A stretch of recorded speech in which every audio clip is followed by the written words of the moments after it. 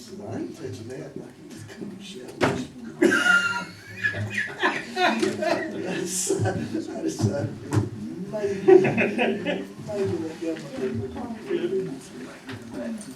I was talking to Gary Oliver, he was coming out of the courthouse to work on a problem. I never knew this thing was ready. How y'all going? Smart home, 2 items home. Good. Good. Anyway, apparently he was a pretty big moonshine, and Asher and like they'll be getting stuff all over the place. HDMI 1 PC.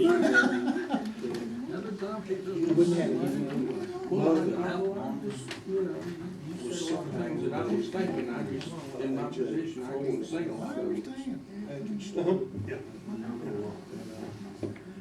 It's all I'm gonna do about the stars when he died.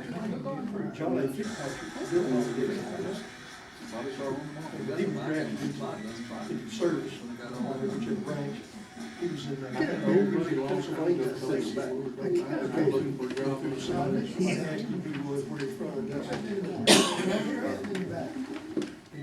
The guy that was I say, where his boot camp was, knew Pat Oliver, said he had the best moonshine all east of the United States.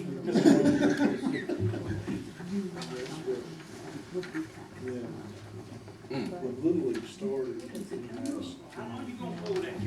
Jack Darrell Foods. I think he used to sit up here and did a curve.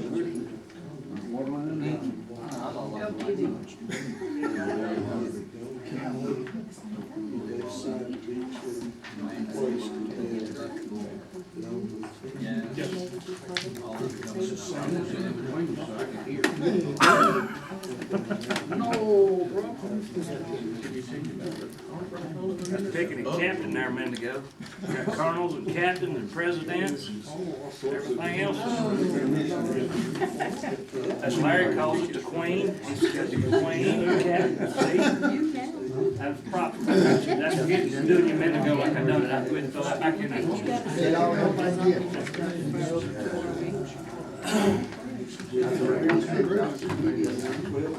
We do kind of miss you. We miss you. They're wonderful. Oh, I thought it might just been Marsh Creek. Wonderful grades. Did Larry tell you the boys would stop and sell in the car, an automobile? They paid cash for it and, they paid their insurance. Brad called us today about the whole. They're working hard. They didn't say that part. He's taught them all that. Good safety money. It pays off. It does.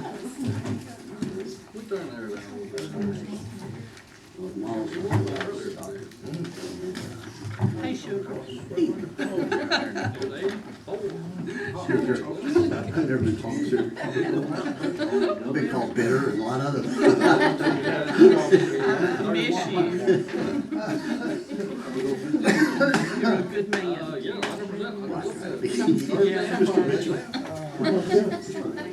No, 60. He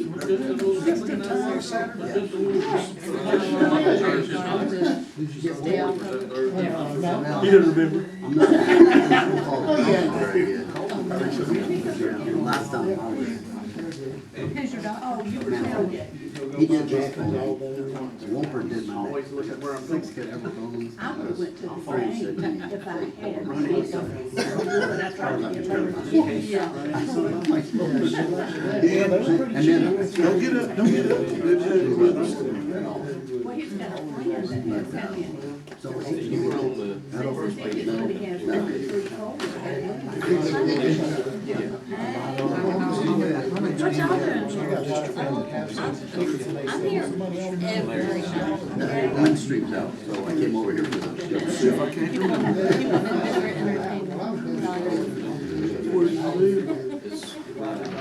He's here for one of these. Yeah. I just go He's by why I the have to city be up and down at the lake. almost to, is it Iron Furnace Road or something, Furnace Road? I know.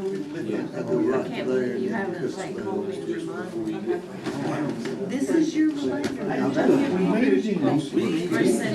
You're gonna be there at 6:30. Sworn in. Mr. Tom, I dated mine at 6:30 at night. he was my aunt's brother. Maybe the night after it was over, or right before it was. These are new boys, so. I think I was told to be at Yeah, 6:30. Mr. Tom was for I've never done a 6:30 in the morning one before now.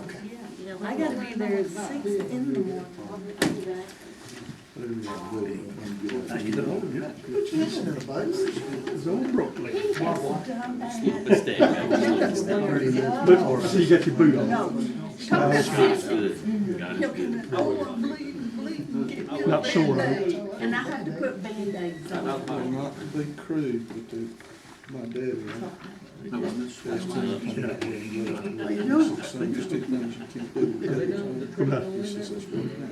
doctor did the surgery on that. I said, get to the point. Laying there, get ready for pre-op, the doctor. Good, how are you? Lynn Street out there, come over here for the show. He is back, he's going through the board. I'm talking to him, so he's asking some questions. Just before, right? He's terrific. He's in mid-30s. Like a similar situation, and then when we get ready to come down, I'm here. And now it's crossed over. He said, I just warned you, I said, when I finish, you're not gonna have a sexy ankle.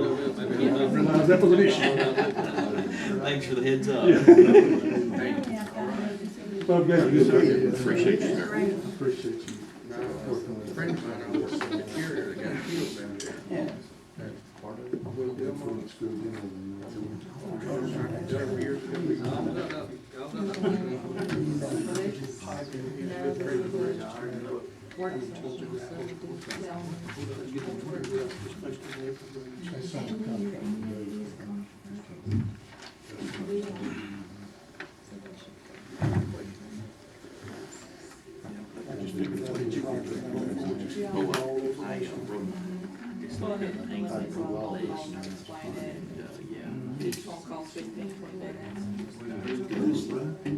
They said, Don't need to run much change.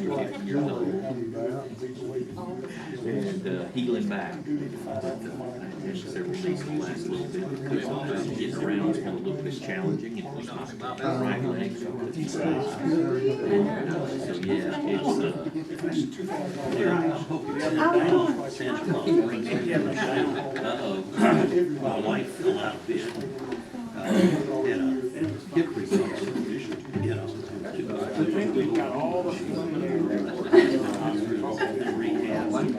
She's home now. She can drive. I'm hoping when I get my shoulder, I know that arm will be in the sling. I can drive my arm. We got every approach, all the bases are covered except for. I can't imagine.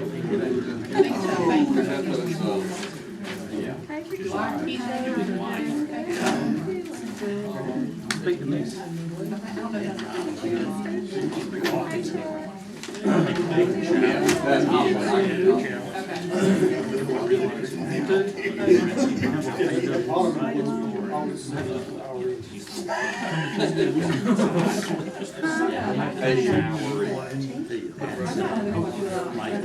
Same place. Yeah, I know.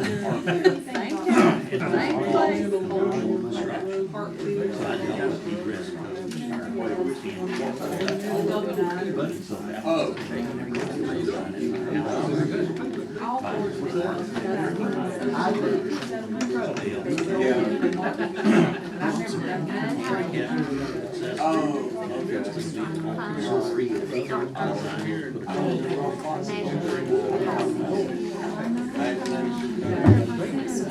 town, same place. changing that around. My mother lived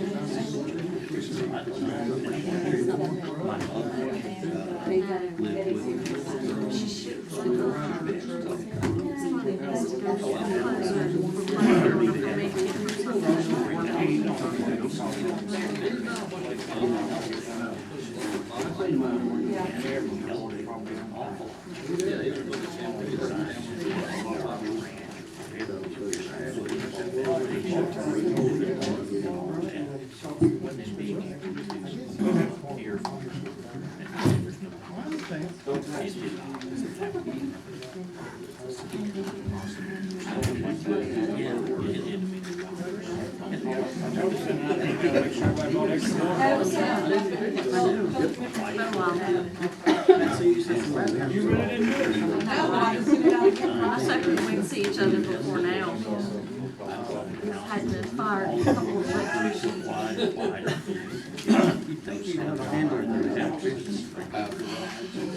It's like, how do I say it? Find new guys, you know, and try them out on me. But I don't know.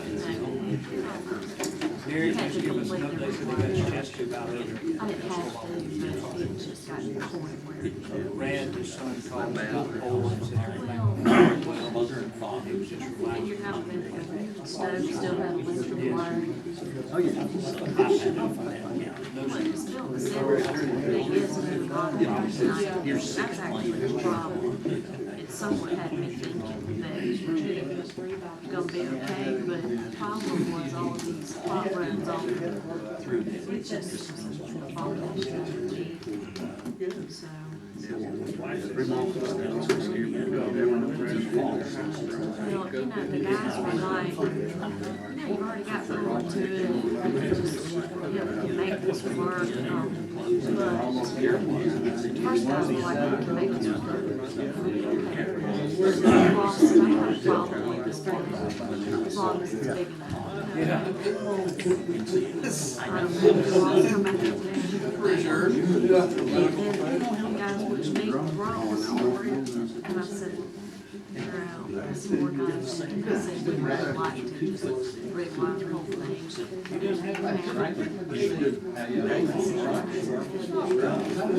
Kind of weird.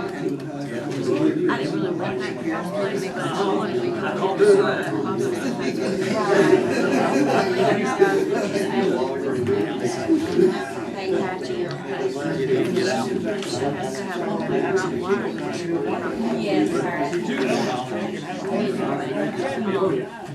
I told those guys this is really just to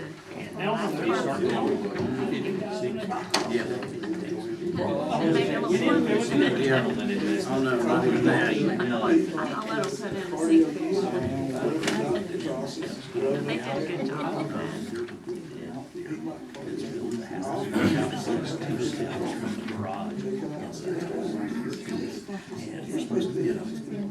Go through that.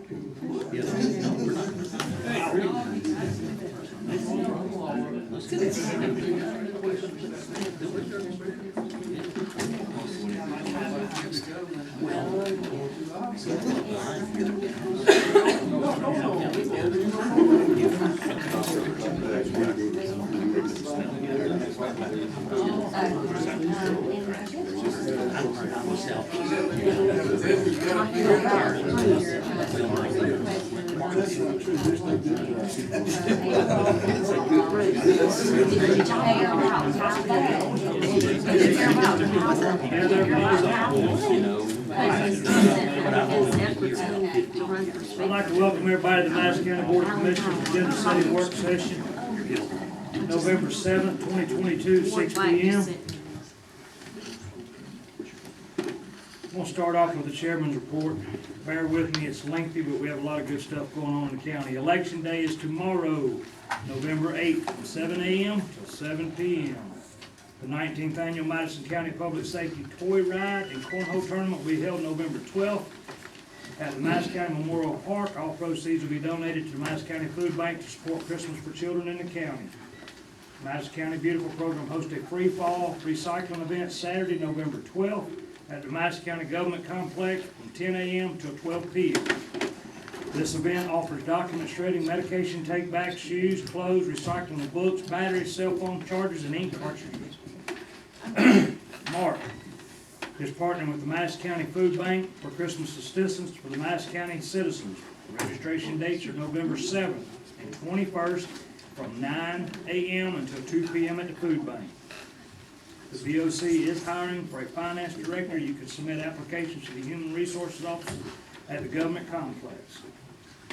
TJ and Friends Cancer Foundation Car Show fundraiser will be November 19th at 10 a.m. until 2 p.m. at the Madison County Memorial Park. With that being said, come on in, Sheriff. With that being said, I noticed on the flyer, this year's car show will be held in loving memory of Ramona Booth. And I can't go without saying that Ramona had a huge impact probably on everybody sitting in this room if you knew her. So it'll be a great event. Please come out to that. It's very worthwhile foundation. Children are welcome to mail letters to Santa at P.O. Box 248, Danielsville, Georgia, 30633, or drop them off at the Madison County Recreation Department now until December 10th. The Recreation Department will deliver letters to Santa at the North Pole, and each child will receive a letter from Santa. Madison County Rec Department is hosting its 29th annual reindeer run. It's a 5K held Saturday, December 3rd at Arnold's Park in Comer. You can register online at the Madison County Recreation Department. The Madison County First Program is hosting Free Pictures with Santa December 16th, 1 p.m. until 4 p.m. at the Danielsville Old Gymnasium out back. Children of all ages are welcome to have their picture taken with Santa Claus and an ornament to take home. You can make donations to the Madison County First Program. John H. Jones Masonic Lodge is accepting new or gently used coats for kids this winter. Coats or donations can be dropped off at the lodge located on Crawford W. Long here in Danielsville. Please contact Lamar Dalton for further information. Gentlemen, one thing, I had that pencil in here. The Pioneer Harvest Festival update that was held this past weekend in Comer was a huge event. I want to say somebody told me there were 79 different vendors there. The parking lot was full. Thank you to the Boy Scouts. They had adults parking cars and for the refreshments that they served also. The Chamber of Commerce has pulled off yet another perfect event. This was the second annual Pioneer Harvest Festival at that location. If you did not get to make it, start watching Facebook for those flyers. Please, Madison County is missing so many opportunities if you're not attending some of these chamber events. We have a phenomenal chamber. I ask you, please come out and check out some of these events. We have a little bit of time before I move on to item number 3 because she's running about 5 minutes late. She just texted, and that'll be the Madison County Joint Comprehensive Plan by Hall Consulting. But with that being said, unless y'all want to see all these flyers. Michael Moore, you got anything to say, sir? Enjoy being here. Where's Alan? Alan, our tire amnesty. We did extend it for another week, so if you do have some, deadline was last Friday or Saturday. We are going to extend it one more week. We do have one trailer we're going to finish filling up. This will be our 5th. I think it's our 5th trailer this time, so tractor trailer. So we got one more week, so if you do have any spare tires or anything out there, please bring them in. Please notify your neighbor. If you don't have tires in your yard, I'm sure they got them in theirs. Somebody dropped off 25 today on Young Harris Road. Christopher Road's run out on that call. We're taking them for free. Don't throw them in the creek. I don't understand my frustration on that. I won't say things I probably can't enforce, but Michael Moore can.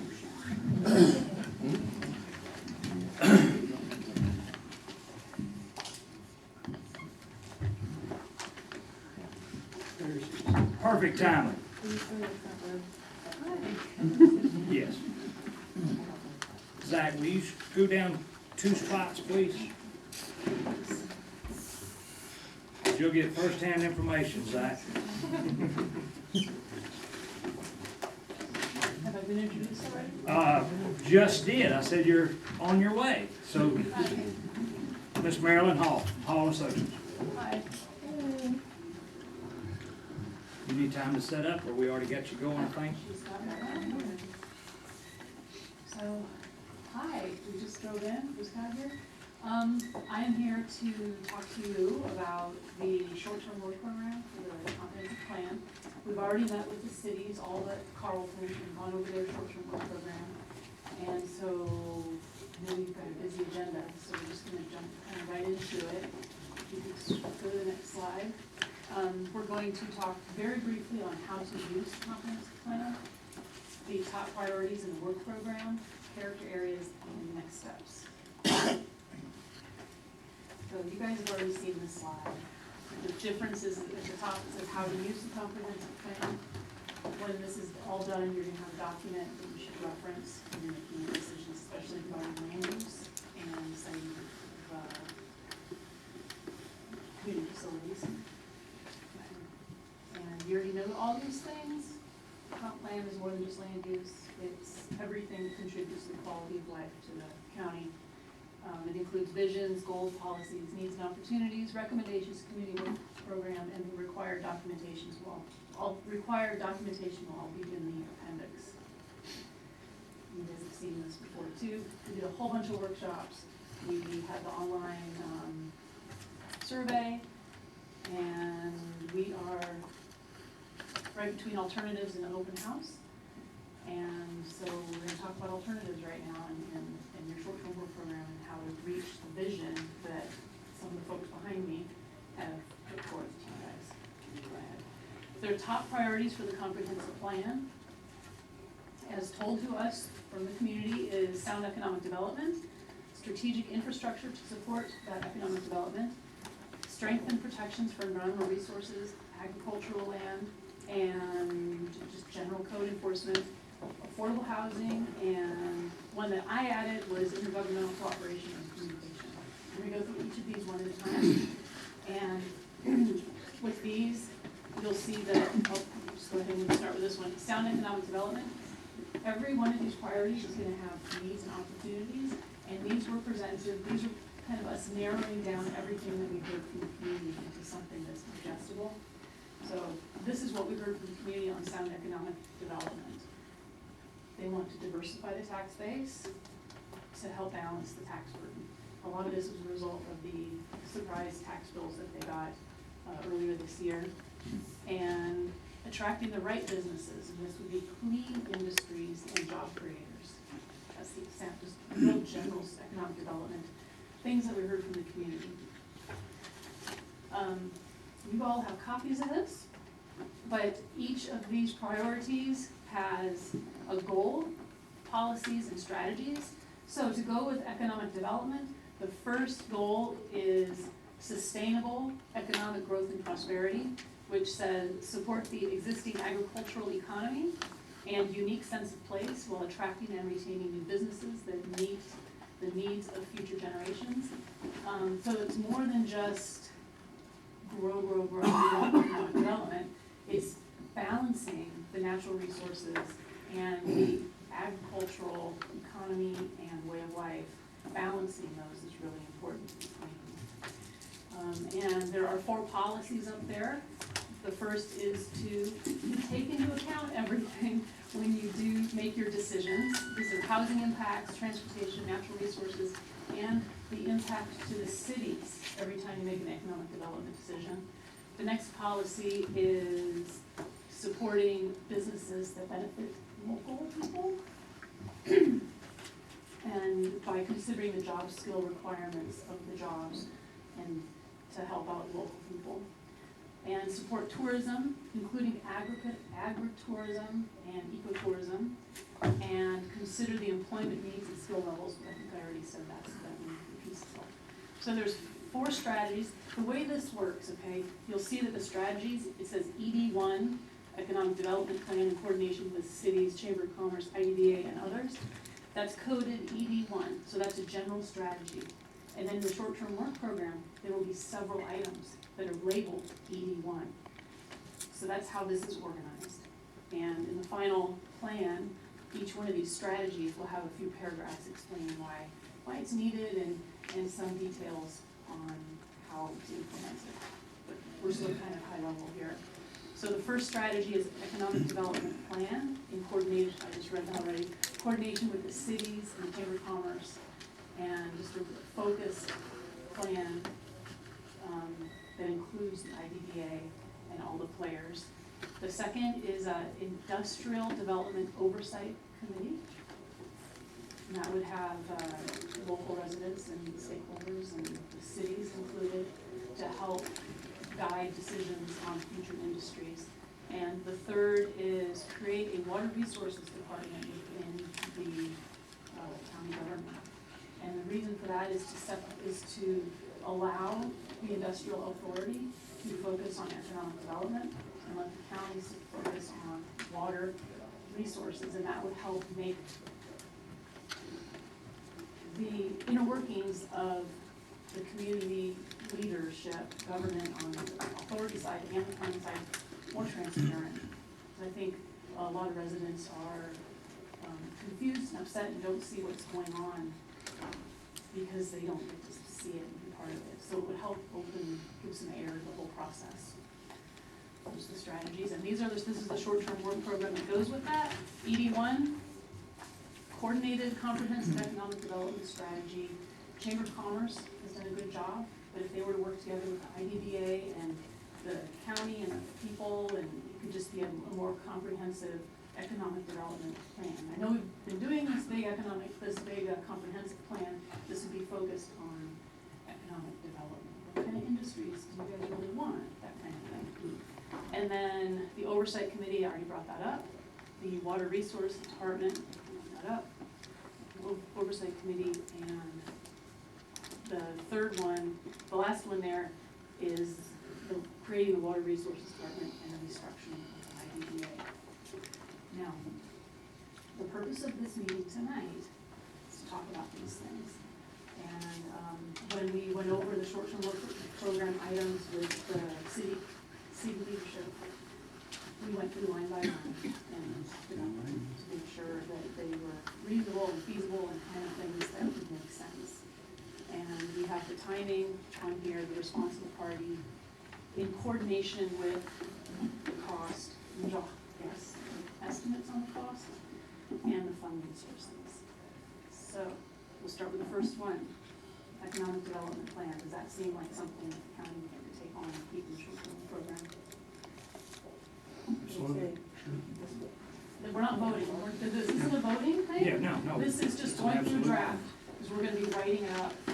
And I just wanna be sure we don't write anything up, and later you guys are like, wait, we don't want to do this. I think it's appropriate, not too long ago, the BOC established a study committee to kind of go over all this whole structure thing for economic development. And is that like the oversight committee? No, I think that's gonna be something totally, I think it's gonna be two separate things. So do all these seem reasonable? The timing as well? So we're all kicking it off for next year, every single one of these things. Because they all kind of work together. I think it's a reasonable request. I mean, all 5 topics there is something that we all as a whole, community and board members envision that we have to have. One of them listed twice. Marilyn, any definitions, I'm sorry, I was gonna say, that one listed twice. any definitions been put to this for what, For which one? for any of them been expanded in any way? Not Or is it really. just Not really. just a term on sheet right now? Yeah, this is kind of where we are now. Okay. And the plan is to have a draft plan with the explanations in it within the next couple of weeks. And then on December 8th, we'll do that open house, and the whole thing will be online for the public and for you guys. And then be plenty of time for feedback. We're not quite ready yet. Sometime this week, Christine or whoever can work with you, I'd like you to get a copy of what we're currently engaging in our study committee to, it essentially involves everything that we're trying to look at everything that you just identified, so if you can look at the structure of what we created and see if you have some suggestions on how we might, if that might differ from how we currently have that set up. And that actually, it just embraces everything that you have here already.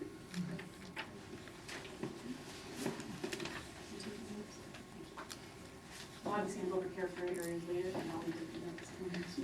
Okay. Now, the short-term work program, was that a lot of the topic that was brought up in your community meetings? That we all got this focus? The short-term work program is the community work program. It's like that 5-year to-do list. And so every one of our priorities is gonna have an associated to-do list.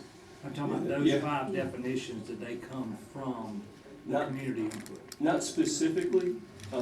Basically, we went through the workshops and had several exercises that they selected on things to do, and since we had different input, we kind of had to merge what those are to get to here. So you may not have heard these things specifically, but something like it in the workshops. Right, and some of it was planner's judgment. It was important to enable the industrial authority to focus on economic development more than water resources. And so that was not necessarily something that a public person came and told us. You know, maybe water resources department, like, well, one way to do that, it seems reasonable, but a lot of communities do it separately too. But it would be safe to say, Marilyn, that the short-term work program came from what you developed out of our focus groups and not from direction of the BOC. Correct. This is what the community wants. Correct.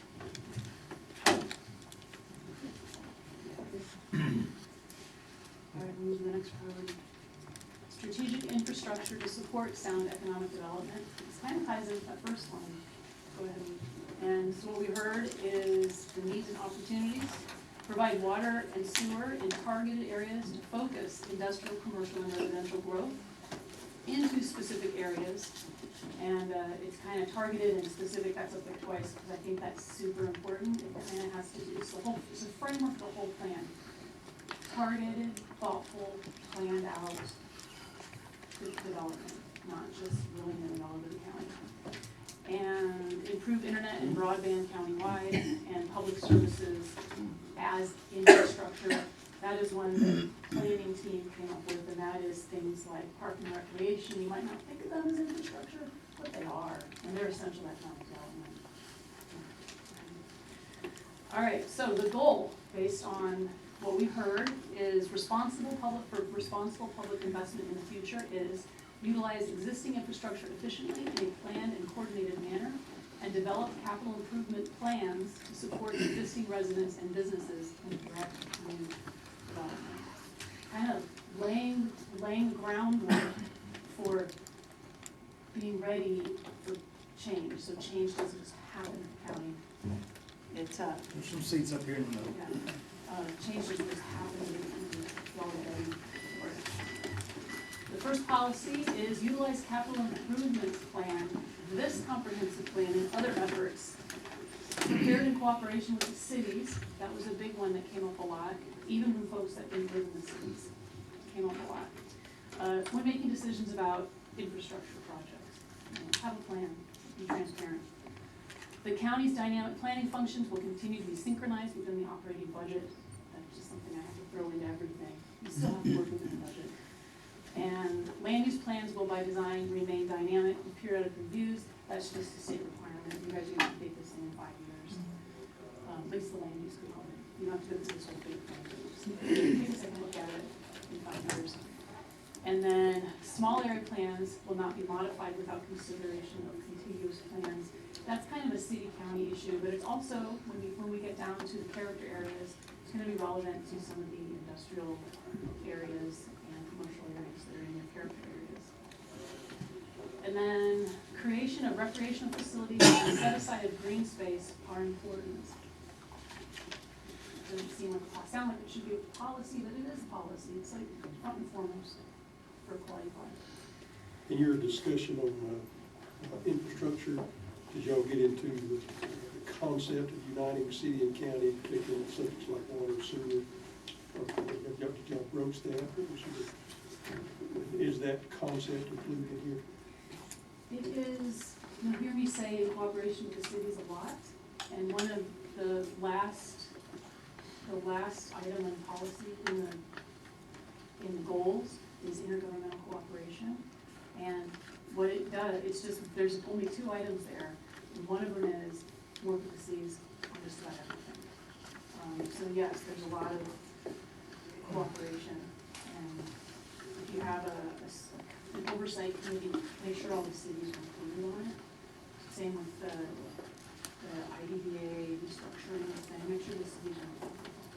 And Harold, let me add to that, because the city of Carlton, they like their groundwater, they wanna keep separate. Isla, they don't, from what we've heard from them, they don't want sewer because they don't want the development. And we didn't touch on Comer or Holt because they're outside of our plan, so they might wanna cooperate too. But Colbert and Danielsville, they seem like they would be more cooperative, especially if they need some more capacity. They have their own wastewater system.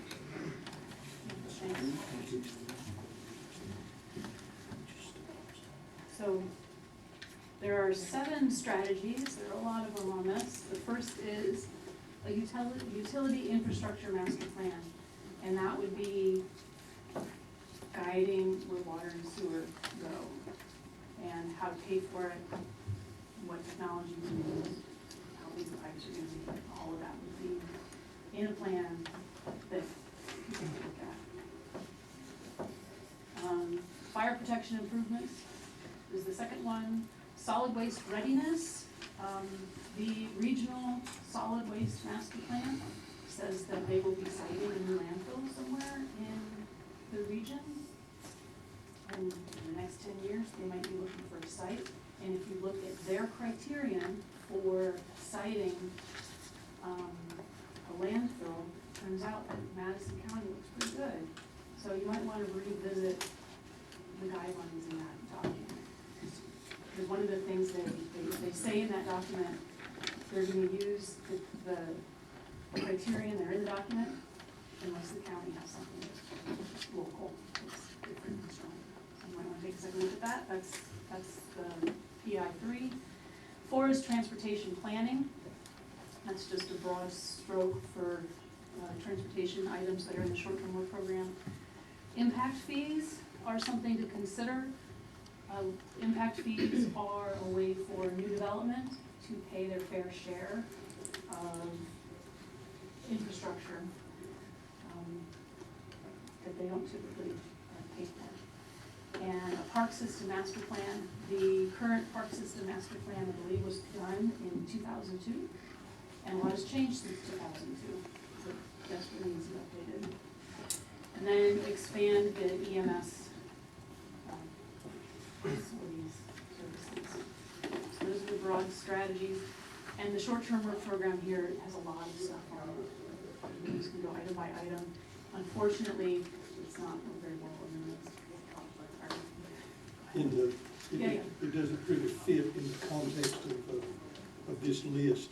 But when you address subjects like impact fees, you're also looking at topics like transferable development rights for protecting land resources. Where would that be listed? Impact fees are something that's very different than right, transfer I get they're different. Transfer development rights, I believe, are in 2 separate sections of the short-term work program. They address a couple of strategies: preserving open space and directing. They're the land use section, basically. Land resources. Okay, so I apologize; these aren't in any order. I'm just going to start with the first one. The first one is senior center and a gym. I understand the park system has already done some preliminary planning for a new gym and senior center type resources in there.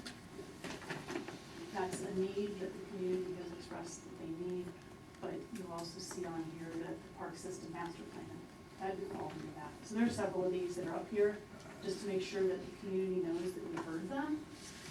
but they would fall into the park system master plan for details. Does that make sense? Utility infrastructure master plan, we already talked about that, that's gonna be water and sewer, we call it a capital improvements plan, certain delivery plan, something like that. Impact fees, just implement impact fees, we have pushed that out a few years, but, cause there's a lot on here, and it's just a matter of organizing it in a way that it makes sense that you guys can get these things accomplished. And then continue to operate the solid waste drop-off at the transfer station. Camera monitoring, this is all has to do with solid waste. Camera monitoring stations at known illegal dumping sites. This is out of the solid waste master plan. And promoting education and enforcement programs concerning illegal dumping. Part of that is going to be through Keep Madison County Beautiful, but also the county to help with that. And then PI3, evaluate county and city regulations regarding landfills. A swimming pool, that came up a lot. So we heard it. Swimming pools, that would fall into the park system master plan. Feasibility of it, I don't know. Update park master plan. Recycling came up periodically, what it was. So the solid waste master plan right now just said continue with the recycling drop-off spot that you guys have. But several times through public outreach process, we heard that some folks would like some recycling drop-off sites and more distributed throughout the county, and at parks, various locations. So we have it up there to look at in a year or two, again, with the markets for recycled goods the way they are right now, maybe keeping that, so to speak, down the road one year might make more sense. Look at that. Expanded EMS, you have 4 EMS stations as the city grows, as the county grows, to consider investing further in that. And then public river access, that came up at every single meeting. That cost on that is not right, I don't know why it says $100,000, but that again would fall into the park and rec master plan. Not on our sheet. That, I think it's, it may be one of the next one. Yeah, you got an extra sheet, not only were they out of order. Forgot to change. So I printed one and had to go back and redo it. Thank you. You said it keeps coming up that you mentioned issues concerning river access. Right. Issues concerning river access. This specifically relates to adding additional public river access ones. I guess there's one now that the parking department has implemented, but it's in one spot and needs to be another one to take out to. If you're gonna do that, you're gonna also create within a way to police it. Because that affects all the property owners of that river. That's already an issue. It's 3 pages past one, I put it in the wrong spot, sorry.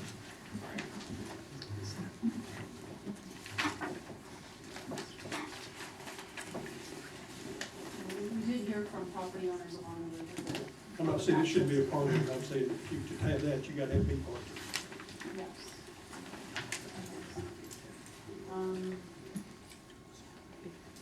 All right, this page has the first items of fire training center. The fire departments spend a lot of money and time traveling to the training, and this would help with that issue. 3 additional fire stations are needed, and there is a need for a fire marshal within the county government and an administrative assistant. Right now, you all know this, but I want to say it again out loud for the public record. The fire department is run by volunteers, and volunteers who want to do firefighting, and it seems like they spend an exorbitant amount of time completing paperwork to document all their training. So they don't mind the training is great, the fighting fires is great, but they need help with paperwork. And having an administrator or a fire marshal type person help with that would be huge, and it might help with recruiting for the fire department also, which is an issue. a fire protection study, a public safety study that would help site those fire stations that are needed and help assess EMS needs and whatnot. Then doing a deep dive into those things would be a good idea. Water transmission main extensions, distribution main extensions. This is all also, these are up here with fire protection because they're essential for fire protection. But again, those would fall under that capital improvements plan for water and sewer that I talked about. But the costs up there are up there for a reason. To put this whole thing in perspective. Comprehensive transportation plan. Right now, there are a lot of small projects relating to transportation. Some of them carry over from your previous work program. Some of them are things that are underway. Some of them aren't in the previous plan. It'd be good to have an umbrella document that includes all the transportation needs and kind of detailed, the detailed look at transportation. You know, we heard that some facilities have a lot of trucks coming and going, some that are affecting roads, and that's way beyond the scope of the company, to look into those things. But a transportation study is not those things. Just so you know, on that topic, Alan has been working on Chris Deals, and we are putting together a plan of major and minor thoroughfares, which will put you a little bit closer in the scope of what you're asking for. And the T-Splosh transportation project list, we're having a little trouble understanding what's going on with the list and prioritize. It's good to kind of figure that one out. That's something to do that. Okay. Done. This is something great. Repaving projects, we heard quite a few times the issue of public transportation, and I don't mean like, you know, high-speed rail or big buses or something like that in Athens. There are grant programs out there for rural van transportation, which can help get folks who live up in Carlton to the grocery store or to the library or the VA office, that kind of thing. And there are grant programs for that. That's why this is on there. We're not suggesting that you guys start this new big planning, big transit department. That's inappropriate. For rural van transportation, there's state money for that. Advantage of it. And then there's some safety and operational improvements that GDOT has in the works. And then the cities almost universally want sidewalk and connectivity within the cities. And they're part of the county, so it's in the plan. The details of that is part of that transportation plan. And that's the last of the infrastructure. So how does that make you feel? It's a lot of work in the next 5 years. It's encouraging, a lot of it we're already moving. Yeah, that's the good part. That's right. We've already started some of it, so. And the cities have done a pretty good job also of their sidewalk connectivity. You know, I know for a fact that Danielsville, if you build something in Danielsville, a new site, sort of like Clark County did years ago, you have to put a sidewalk. It may not go anywhere now, but it'll eventually connect. And I think some of the other cities have done it. Comer's got an extensive program down there, so they've done a good job with that. So, yeah. All right, the next one is strengthen protections for environmental resources, agricultural land, and to improve general code enforcement. The goal for this one is to strengthen protections for environmental resources, agricultural land, historic resources, and quality of life. I didn't put code enforcement up in that goal because it's more of a strategy, and it'll be in the short-term work program, but not listed as a goal. Needs and opportunities, improve staffing for county code enforcement, strengthen the zoning code, and this needs and opportunities, again, this is what people told us in the public meetings, okay? Strengthen zoning code and enforcement to protect agricultural land and water resources, focus residential and commercial growth to within the city, and improve oversight of industrial development. This is all to protect environmental and agricultural resources. Okay.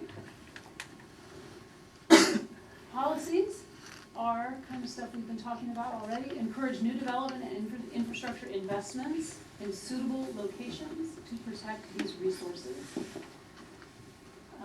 Where appropriate, promote low-impact development that preserves the natural topography and existing vegetation of development sites. That will have to do with your building regulations and zoning and all those things. And then commercial development within the rural conservation character area, which we'll talk about the character areas here in a minute. When allowed, should be small-scale, local serving businesses that reflect the rural and agricultural heritage of the area.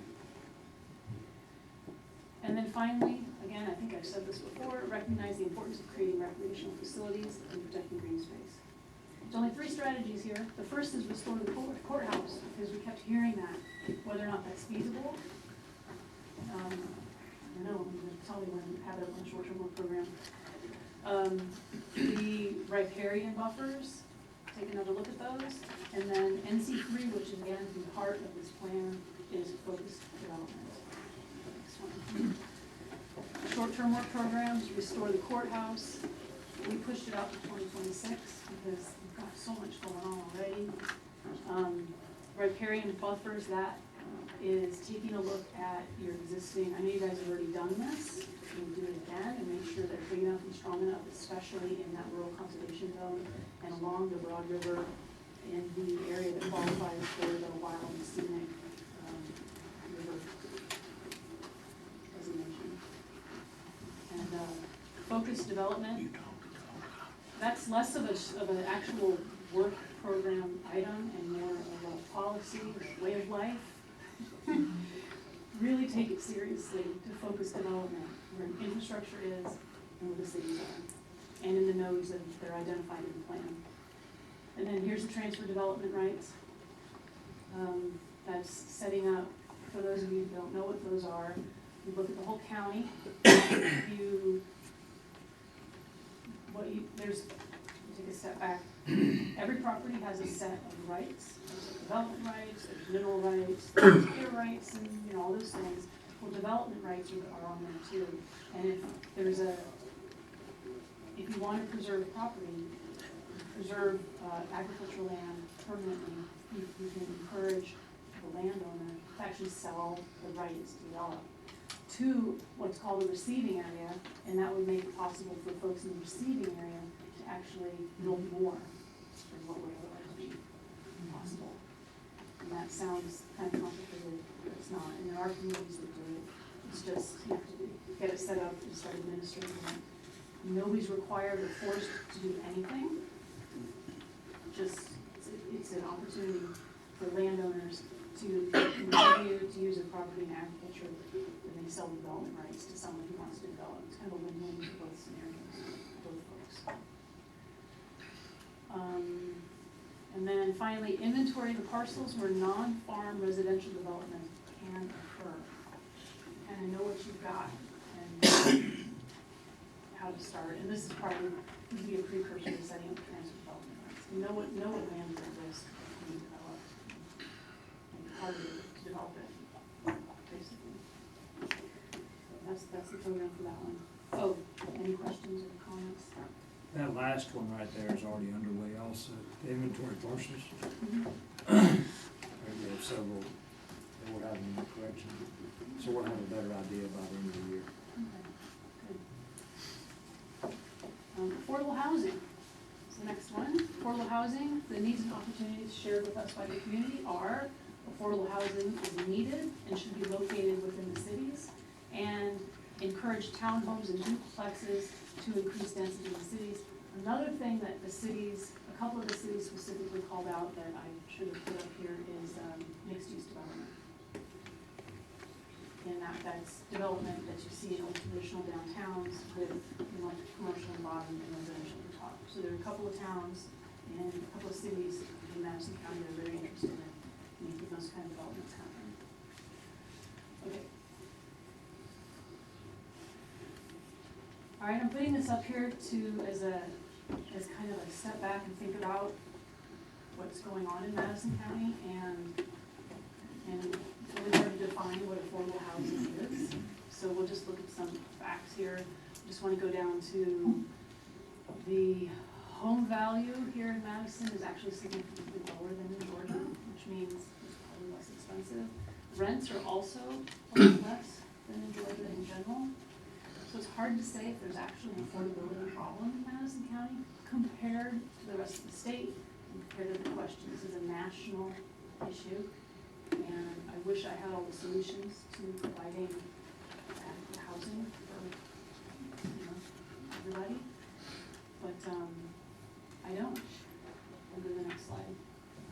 What I can give you is policies relating to housing for all people in all stages of life.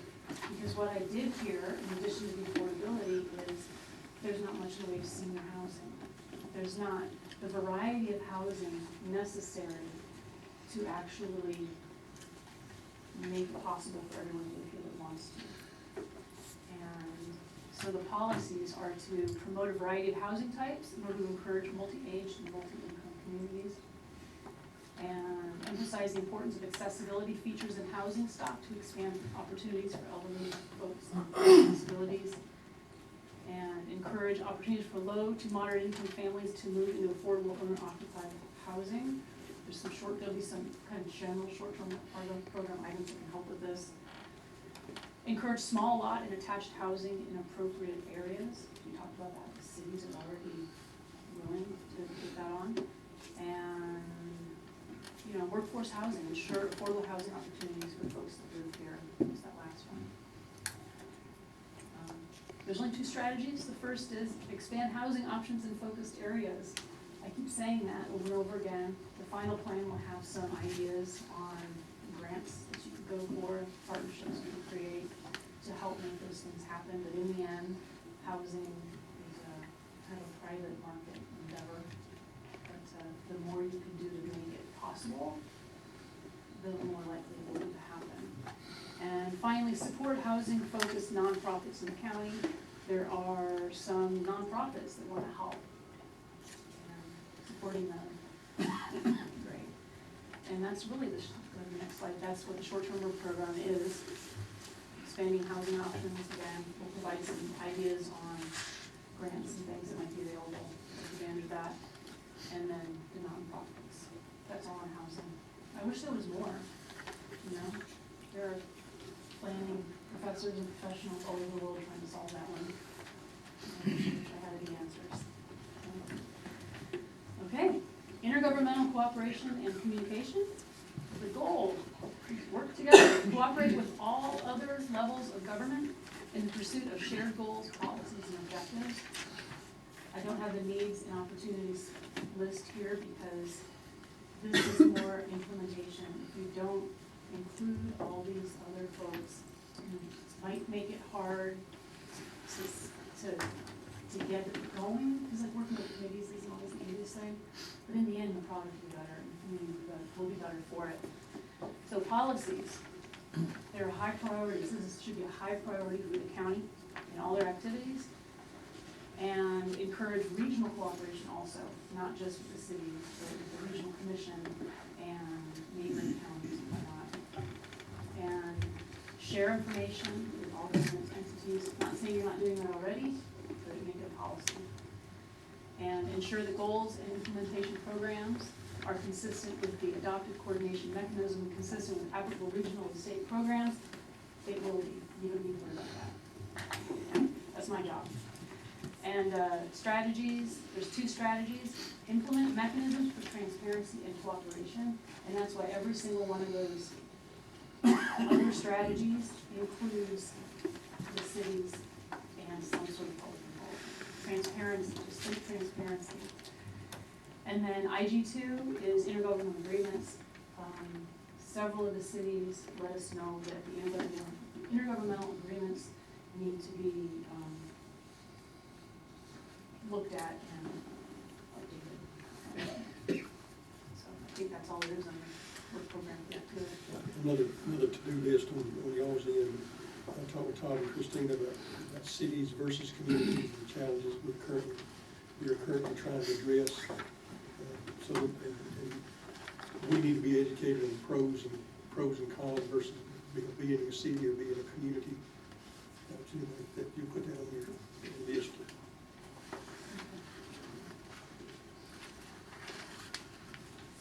All right. That's the basis. Do the next one. Yeah. The next thing we're gonna talk about is character areas, which is Bobby's thing. He was surprised. He's taking notes. So, I'll turn this over to Bobby. Good evening. Just to start off, wanted to reiterate what Marilyn had mentioned earlier, that this has been basically public input. And one of the concerns was this commissioner driven, and we did make that point at all our meetings that this is public. We are not listening to the commissioners, but now we are. We're here to get your input, and over the next month, we would like to get something that we can show at the open house. So we're gonna be needing your input over the next several weeks to get this fine-tuned. But even after December, we're gonna get another set of public input at the open house. And so we're gonna have another month before we get to a point where, hey, this is what we're gonna transmit to the state. So we have some time, but this is what you're seeing tonight is mostly public driven with consultants' interpretation, best we could do. So that brings us to this map here, the character areas. After a lot of going back and forth, and the cities are grayed out because we're not here to talk about the cities right now, but we're here to talk about the unincorporated areas. Basically, this green area you see, public wants to keep rural, agricultural. We know there's already business out there, we know there's already existing subdivisions, but they would like to keep that as it is. Rural development, and that's where the TDRs may come into play, or maybe changing some zoning or something like that. But for now, that's what they would like to see. The pinkish areas, and I'll start with the Carlton corridor, we call it. That's basically along 72 between, did I name that right? The old 72, between the Comer and Coleman, that was identified as potential industrial, heavy commercial area. There's not much out there now. There's a lot of property out there that's owned by the state, so that's an issue. But that was where they identified where they'd like to see it. The next one I'll highlight is the McGinnis Cemetery, which is out 98 west of Isla. There's opportunity out there, but a lot of the public input there was definitely no more massive poultry stuff, but it'd be a good opportunity for some industrial development. The next item is the whole Colbert corridor, which is down here in this yellow region on 72. Again, heavy, they got rail there, so some heavier industry, but they're looking for clean industry, and there's a lot of comments related to noise, so they'd like to make sure, and that's what the industrial oversight committee would help. The Paoli Junction is just north of Comer, and it's on 2 state roads, and there's already industry out there, and opportunities there to expand that. And then the last item, I already talked about the rural, the South Madison County, they see it's already a lot of subdivisions, and so they would like that area reserved for that type of development. And some of the things we know is that 106 and 29, there's a lot of commercial there, you've got Ingalls, so there's an opportunity to do some more commercial in that area. So that's what we've heard as far as the overall character. I'm going to go to some specific examples. So this is the South Madison, you can see on the pictures on the right. Mostly going to be residential, not necessarily very, very large lot, but not necessarily high density either. And then there would be opportunities for commercial, as you can see in that photo upper right. So that's what we were hearing. That's what partially exists, but continued subdivision in that particular constraint towards Athens, keep your population down there, other than expanding the cities. Next one. The whole culvert, again, here's where you can introduce some different types of industry, the warehousing. There was also some discussion of need for medical complexes to help. Everybody has to go to Athens, to the regional complex, maybe bring some more. I know you have some offices here, but there was some design to expand. So. Pioli Junction is more in the rural part, so you try to select some pictures related to where you can mix rural with industry, and it does work. There was also discussion of a need for a grocery store, so we put it in the Kroger. And then basically that's what we saw. The next one is the McGinnis character, similar to Pioli. We put up some industry up there. Next one. The rural conservation, basically keeping it, there is some poultry out there. They wanted to limit large poultry in this region, so no more, I guess, 10 or more, be resisted by the public. And then these are the goal, at least on the land use side, is to preserve, enhance existing character, and provide for an orderly and coordinated development that sustains high quality of life. And policies, again, focus growth in the character areas, designated for growth, provide a range of housing options, and that's going to relate back to the housing goals, encourage community investment and revitalization. And this is important because depending on how you grow, those industrialized areas are going to need sewer, so you're going to have to think about where do you want to start to focus, or cooperate with the cities that already have sewer for some of those. Engage in multi-jurisdictional partnerships, and that's related to that. Protect natural and cultural resources, and pursue joint processes for collaboration and planning. And decision-making with neighboring jurisdictions, cities, Tarleton, Colbert, Comer, Daniels, and Hull, Nyla, even though Hull and Comer were done by up northeast still. And there was 4 strategies identified, including update the ordinances to protect the community, and you've already done a lot of that. May need to look at some, like Eisenhower said, plans are useless, but planning is everything. So he understood that even though we have a plan, you're going to continue to keep planning. So you might have to relook at your ordinances, focus development in your infrastructure, plan and existing, and help streamline the development process. We talked about those development guides, digital development guides that will help the developers understand what you need, what they can do. And then enforce existing ordinances. And you'll see that here. So noise ordinance was a big one. Look at if there is a problem and adapt your ordinances accordingly.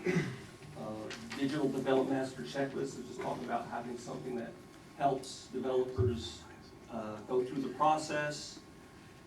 It's transfer development rights, again, both natural and cultural issue as well as a land use issue. And is finding a sending area like the green character area, the rural character conservation, and sending it to not only that South Madison County and the industrial parks, but also the cities. The cities are, at least we know Colbert and Danielsville are interested in developing.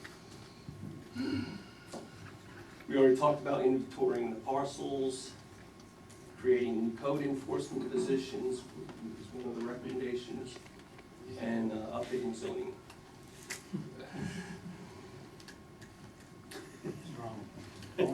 Sorry.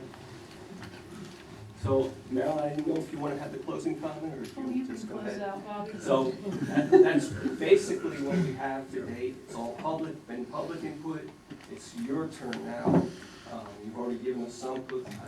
I have taken some notes, but we are here now, and for the next 4 weeks, we'd love to hear any input. If you want to look at what is in the presentation more thoroughly, if you have any questions for us, email us, and then you're going to refine it and have an open house in December. The next question, we have y'all's email addresses. I'll send it all out to you tomorrow, and I'll send you the presentation too. And then the draft report, Marilyn, there's no date, but that's December, mid-December after the open house. That way you'll have it a couple of weeks. And then there's the work session in 9th is That's the public hearing. public hearing. December 8th, we have, on this, it says December 8th. That's open the, house. yes, that's their public workshop that they'll have for the public to come and look at the draft plan. That won't, technically, it's their final look at the plan, even though they're free to provide comments all through December. They might call you and say, no, this is not right. This is beautiful. Well, a couple things on your last checklist right there. The noise ordinance is supposed to come December 5th. We're They're supposed coming to, to do a presentation. so that's gonna finish, that should get us really close into the 23 beginning of the year. And then the code enforcement job was just filled also. He's in training right now. Well, not necessarily in training, but he's learning the county. So that, a couple more items you get to check off, so, yeah. Any other questions, comments? Now, Direction? I think you've done a Bobby, great what, job. Good start. we're in the short-term work program. I mean, a lot of things on here in 2023, which that just, I don't say scares me, that's just a lot of stuff packed. But where, I guess what I may be missing, or where you got it classified or characterized, what I would say is the future land use map, how to bridge the character areas to something that's more codified as far as what our ordinances and things, just to get to, you know, you've got an existing zoning map, what our future looks like, that gives us the teeth to move that through the zoning program. That's the next item that I have to do, is go through your zoning and match them up. I wanted to hear your input on these first. If this looks like the way we need to go, I will go ahead and start doing that. If there's any, like, no, this is not the way we're going, but I've heard this sounds like this is the way you'd like to go. On the character of the map, I guess I would have anticipated, well, I shouldn't have anticipated. I understand there's probably an overarching desire to just push everything toward Clark County and Louisville. I get that, but I guess from a node standpoint, utilizing some of the cities as a little basis of maybe some, I don't want to say just full-fledged development, but have a little elbow room around those community nodes of the existing cities. And I've been working with Danielsville, and there's some interest for having some light industrial, and having more of a traditional town, center. Maryland can speak more on Colbert's desires. I know Carlton and Isla would like to stay like they are. Obviously, there's gonna be some growth in there, but, there's no desire for wholesale development by the communities, those communities. So I would have a little bit of a change of heart. Oh, I would think. Yeah, they're actually changing, I ain't gonna say they're changing their ordinance. Actually, I think they are, ain't they, Christopher?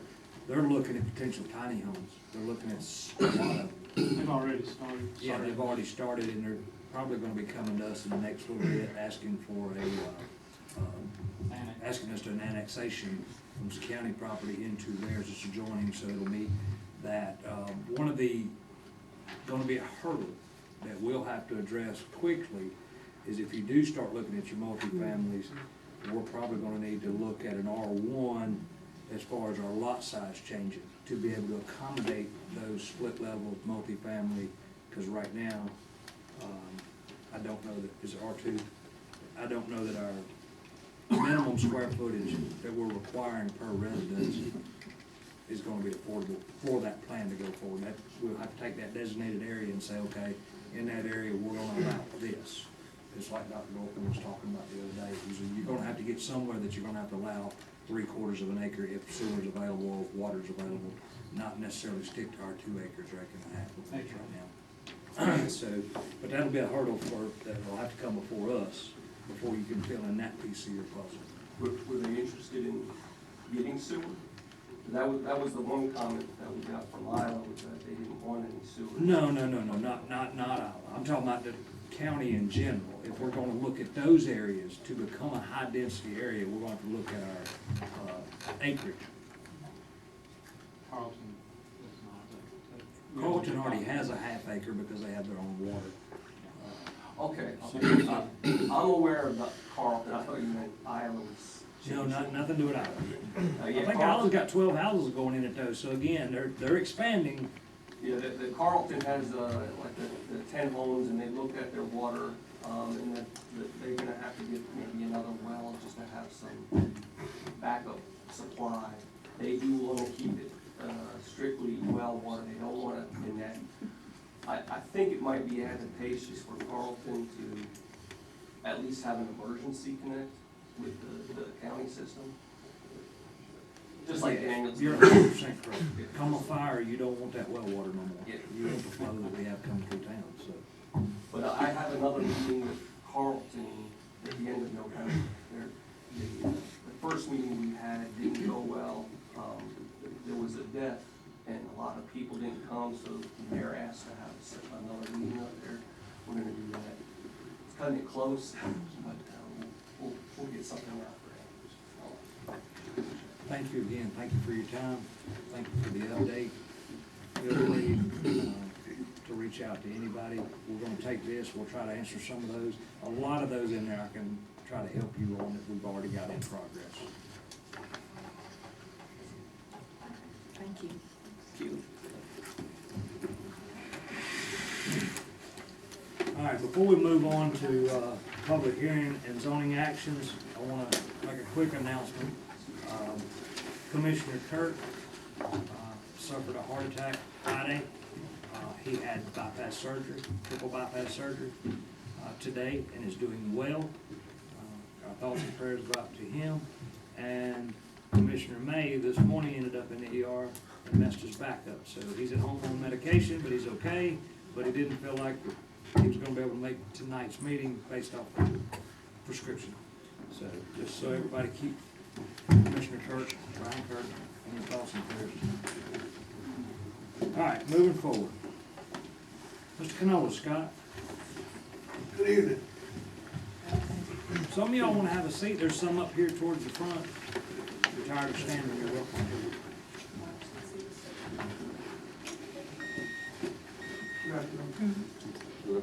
How are you, sir? I'm doing well. Before we get started, on October 3rd, the Board of Commissioners voted to do away with RR, and everything now that we talk about will be AR. So where you see RR, it is AR. RR, we had rural residential, now it's called agricultural residential. We just wanted to make that public to understand when we're talking about AR rather than RR. Okay, public hearing items. First of all, it was consider rezone request for Joseph Owen Smith. There were 2 requests. We took both of them up as one. The first one was Stephen Morgan, representing his grandfather Joseph Owen Smith, is requesting to rezone 17.05 acres property from A1 to A2 to bring the lawfully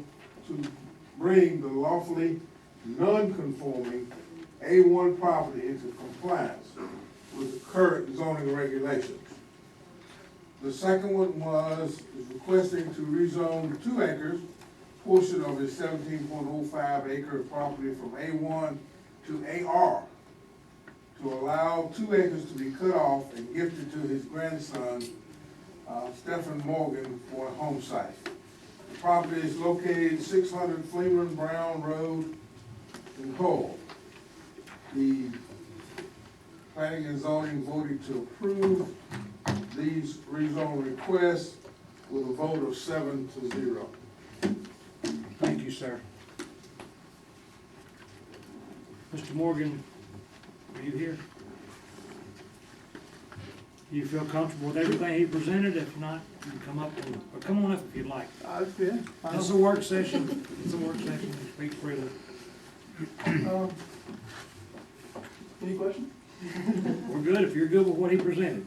Yeah, no, just adding on, that's, you know, we born and raised around here and met my wife in college, moved out to Tacoma where near her family is. They're all from, Almers, Gainesville, around there.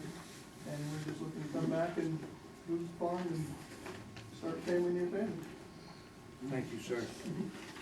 Any questions, gentlemen? Mr. Morgan? Hearing none. I'll ask for a motion to approve this rezone. I'm sorry. Yes. Anybody here to speak in favor of this motion?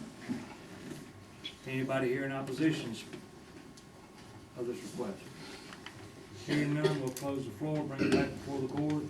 Now, gentlemen, I'll ask for a motion to approve this. I'll make the motion, zone be approved. I have a motion by Commissioner Adams. Do I have a second? Second by Commissioner Chandler. That covers item number 1 and 2. Yeah, that's item 1 and 2. Take them both up in one motion. All right. Any discussion, gentlemen? Hearing none. Derek? Yeah. Yes. Yes. Motion carries. Thank you, Mr. Morgan. Our second item was consider a rezoning request for Billy Tittle Jr.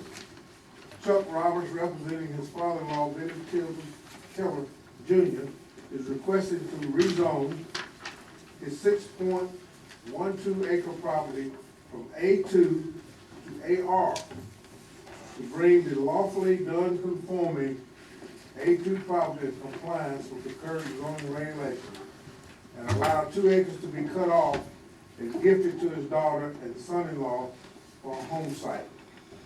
The property is located at 558 Hope Drive, Comer, Georgia. The planning and zoning voted to approve with a vote of 7-0. Thank you, sir. Mr. Roberts, are you comfortable with that, or would you like to say something, sir? Yeah, I'll say.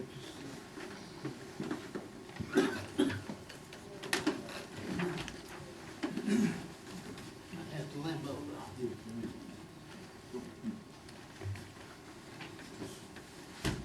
State your name for the record, I'm sorry. Chuck Roberts. Okay. What it is basically is we trying to move over to get closer to a mom and daddy that have a kid that is disabled, and we feed and all this stuff, and her husband, my wife's daddy works at night, so we're trying to get close enough so she can help, and I need also take care of him while he's at work too. So that's sort of the main goal is to do that. But that's all I have to say. All right, thank you, Chuck. Anybody here to speak in favor of? Anyone here to speak in opposition of? Hearing none, we'll close the floor, bring it back before the board. Gentlemen, I'll ask for a motion to approve. We approve this rezone request at the gym.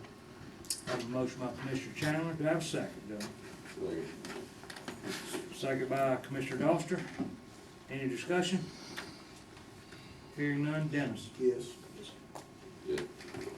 Motion carries, sir. You're good. Number 4, consider rezone request for Larry Dyer.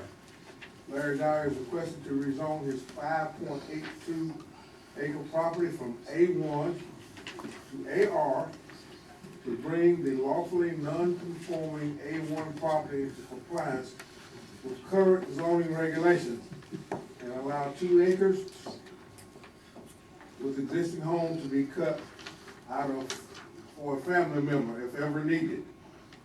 The remaining 3.82 acres with another home that's currently being remodeled will become Mr. Dye's primary residence after remodeling is complete.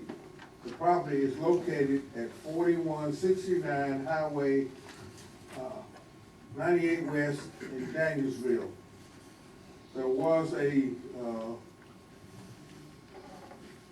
planning and zoning voted 7-0 to approve, but he had to have a separate, we recommended to have a separate drive for both homes. Both homes could not use the same driveway. Had to put in a separate driveway. So the motion will be with the contingency? Yes, sir. Or the conditions? All right. Mr. Dyer? Yes, sir, I'm comfortable with what he's. What he said? All right, no problem. Anyone here to speak in favor of? Anyone here to speak in opposition? Hearing none, we'll close the floor, bring it back before the board. Gentlemen, I'll ask for a motion to approve with the conditions set forth by the P and Z board. Move to approve this rezone request as presented with the conditions. Motion by Commissioner Chandler, second by Commissioner Adams. Gentlemen, any discussion? Hearing none. Terry? Yes. Yes. Yeah. Mr. Dyer? Motion carries. Thank you, sir. Number 5, consider variance request for Dana Duncan. Marlon Duncan, representing his wife Dana Duncan, is requesting a variance of her 2-acre property to allow a newly erected metal carport to be closer to the side and rear property line than required minimum setback. The property is located at 4197 Old Danielsville Road, Athens, on map 0019. This was one that where the setbacks could not be met, but if the building was already there, the building was already there, and they wanted to, the property that the setbacks is not met, or not, is a property that is vacant and not available to be used for any other reason. So the planning and zoning voted 7-0 to approve this variance. Thank you, sir. Chris, is this what we were talking about earlier? Yes, sir, with the cement. Yes, sir. Mr. Duncan, Yes, sir. you have anything you'd like to add, or are you comfortable with that? Well, I'd just like to add that I own the property around it as well. And there is a business in front of me, but it is a church. Now, I don't know how the board represents a church or whatever, but as far as variances, there's a vacant lot. It's less than 7/10 of an acre, or just right at 7/10 of an acre. Can't be built, there's no sewer, no water. I heard these guys talking about development and wanting to push development there. So really, nothing can be built on it. And I'm 7 foot at the closest point to the property line. All right, thank you. Anybody here to speak in favor of? Anybody here to speak in opposition of? Hearing none, we'll close the floor, bring it back before the board. I'll ask for a motion to approve, gentlemen. Chris, anything we need to be wary of this? No, sir. It's just simple. Too close, the structure, everything is present. Move your growth is present. All right, I have a motion to approve the variance by Commissioner Chandler. Do I have a second, gentlemen? Second by Commissioner Adams. Any discussion, gentlemen? Christopher, can you expand on just the clarity of the adjoining lot that's adjacent to, why can't, I mean, It's too small to be built on. but it's a legal record. That's a legal legal track parcel record. record, yes, sir. It would have to essentially be absorbed by the church in front or by, Myself. Mr. Duncan. yeah. Mr. Duncan. I was gonna say all adjoining property owners, but that falls on Mr. Duncan, so it's either church or him.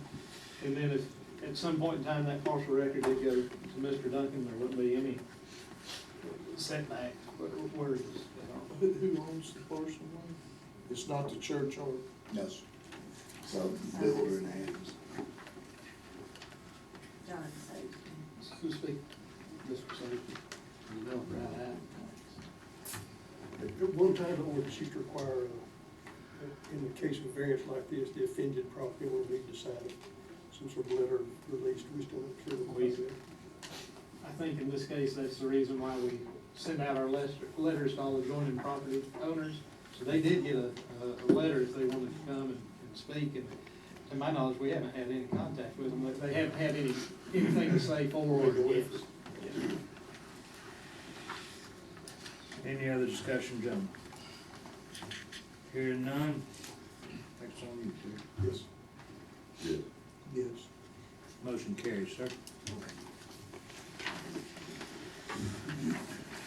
Number 6.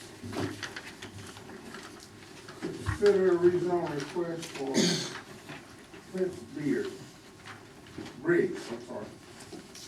Prince Briggs is requesting to rezone his 5.7 acre property from A1 to AR to combine 1/8 of an acre from the adjoining AR property that his well is located on to obtain ownership. The property is located at 772 Griffith Road in Cobb on map 28, parcel 116 in District 1. The planning and zoning recommended approval by a vote of 7-0.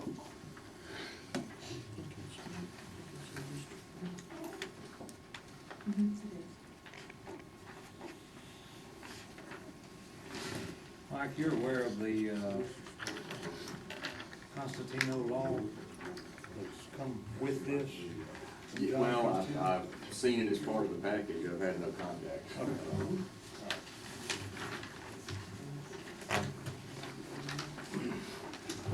That.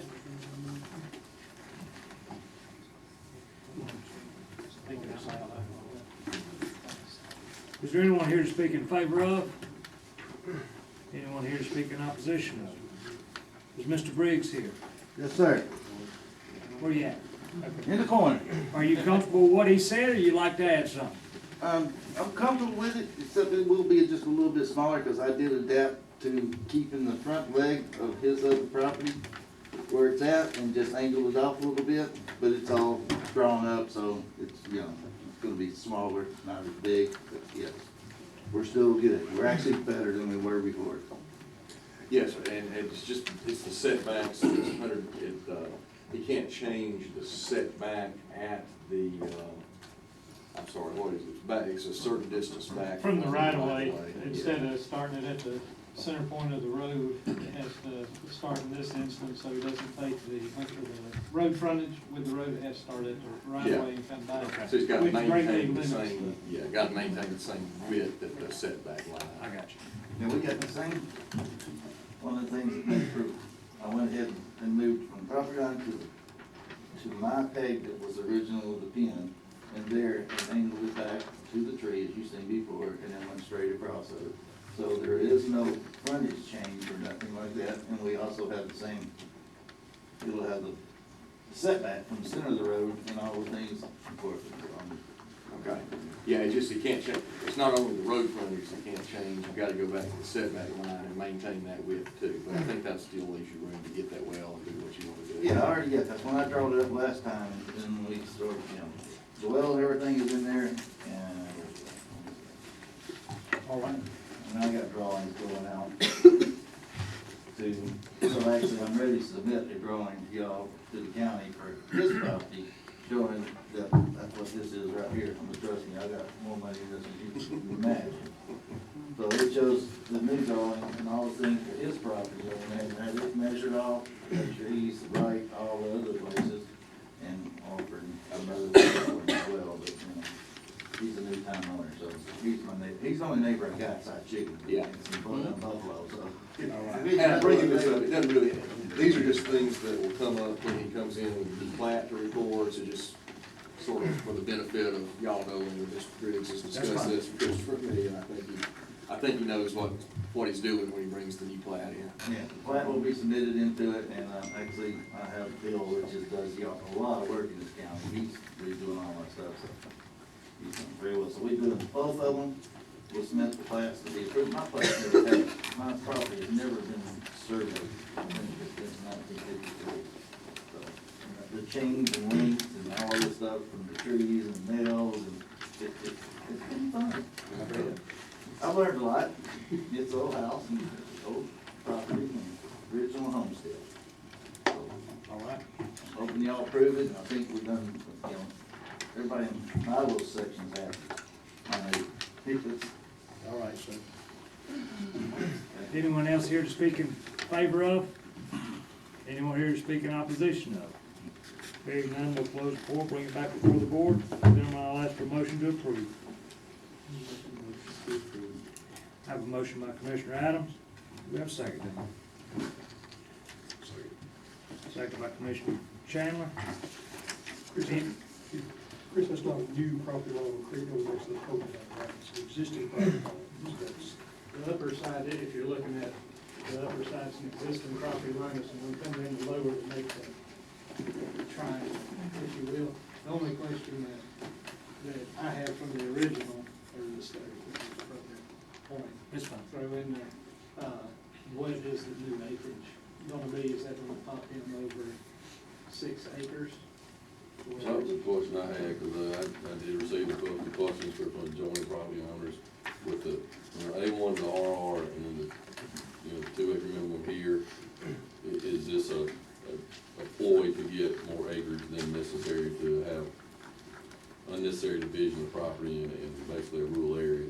So I would like to make sure that whatever recommendation we need to make, that it needs to maintain it. So we can't just keep dividing the property. That's particularly concerning in the case of poultry houses out there. With the change of the property line to triangle, we were talking about? Yeah, I'm not sure if that matters, how many acres. Is there in the motion, or if we wait until? Well, as soon as, it could be, this, I think you've already had the motion, but you could amend the motion to say that the added property has to be less than 0.3 acres, because it says it's 5.7 now. Yeah, so the, 2.2. Can I speak again? Sure. You gotta remember, 1953.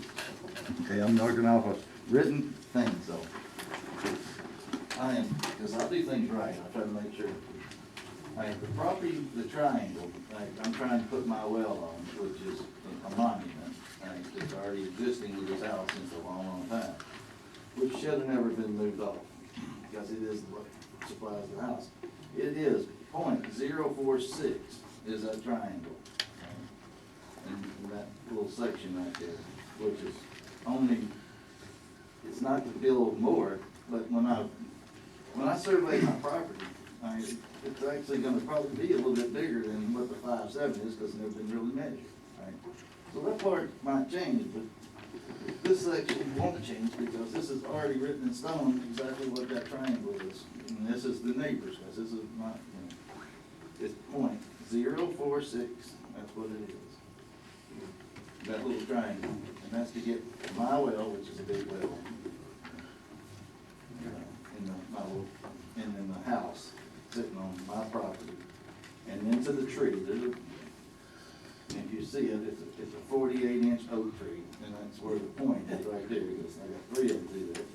I'll never cut them in line, and then it cuts right back to his pin in the front. And, So your intent is not to subdivide this? no, I would never subdivide it. Anything, I put me in a little house deeper in the woods so I can be further off the road. If you look at my house, it's a little triangle. I I'm sitting right here, and then my property is all over here. So, when this house was built around 1910, you know, it owned all this property, everything around there, and they've been breaking it off piece by piece. Now, the line that would represent, there's a lawsuit back in, oh, it's on this plan as well, that really, James Rothbard, they recorded 5/8/98, and it was a fence going on the other side of where my neighbors is at, and that's established property lines. During that time, it arced, it curves, some things changed. And this plat is not, drew, it was kind of probably not come out and measured, because there's not a marker out there that would say that's where his property's at. You just want to, or Terry, do you want to amend the motion? That'd be fine. What we're trying to do is just, we don't want to exceed the total to exceed 6 acres, will be less than 6 acres. That's So right. we end up with 5.999 or less. How can I do that when he measures my property out here? It got nothing to do with this right over here. It'll be impossible to. I already know it's bigger, but it ain't on paper yet. So it has nothing to do with this little triangle. We're taking that part out. Well, you could also just put a condition that the property couldn't be, can't be redivided. So let's add that condition that the property is not subject to. It's no different than the one y'all just came up on, the 5.78. You grandfathered him in so he could split it up and put him a house on the family. Yeah, that's a simpler way to do it. Just say no further divisions, then it doesn't matter what it measures out to be. Right, very good. Does anybody, I'll just be me on that. That's right. That's the reason I was clarifying that part, just for that. If I wanted to build me an acre out in the middle of it, just be me. There you go. Or my son, one of the two. I will be handicapped one day. I have a disease, it's called neuropathy. It will put me in a wheelchair. It's one of the things that started off. All right.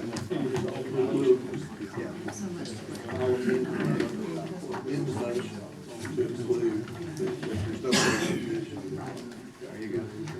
You'll second that. So I have a motion and a second.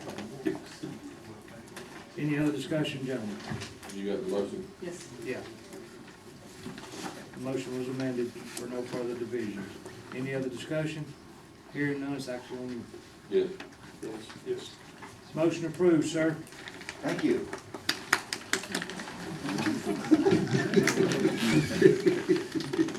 The next thing that came before the planning and zoning was the considering amending the zoning ordinance section 6 and add an additional section 6.9. Under the recommendation of the attorney, we decided to postpone that one for more discussion.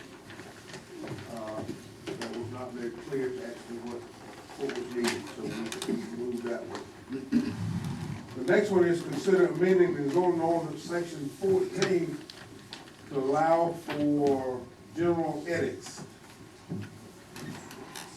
Consider amending the zoning ordinance section 14.3.8 through 14.3.11.10 to allow for the following edits. 14.3.8, Board of Commissioners actions. 14.3.81, expiration of time for denied rezones. 14.3.8.2, expiration of time to withdraw application to be reconsidered for approval. 14.3.10.1, expiration time for a plat to be recorded, and so forth. The planning and zoning voted 7-0 to approve all of these amendments.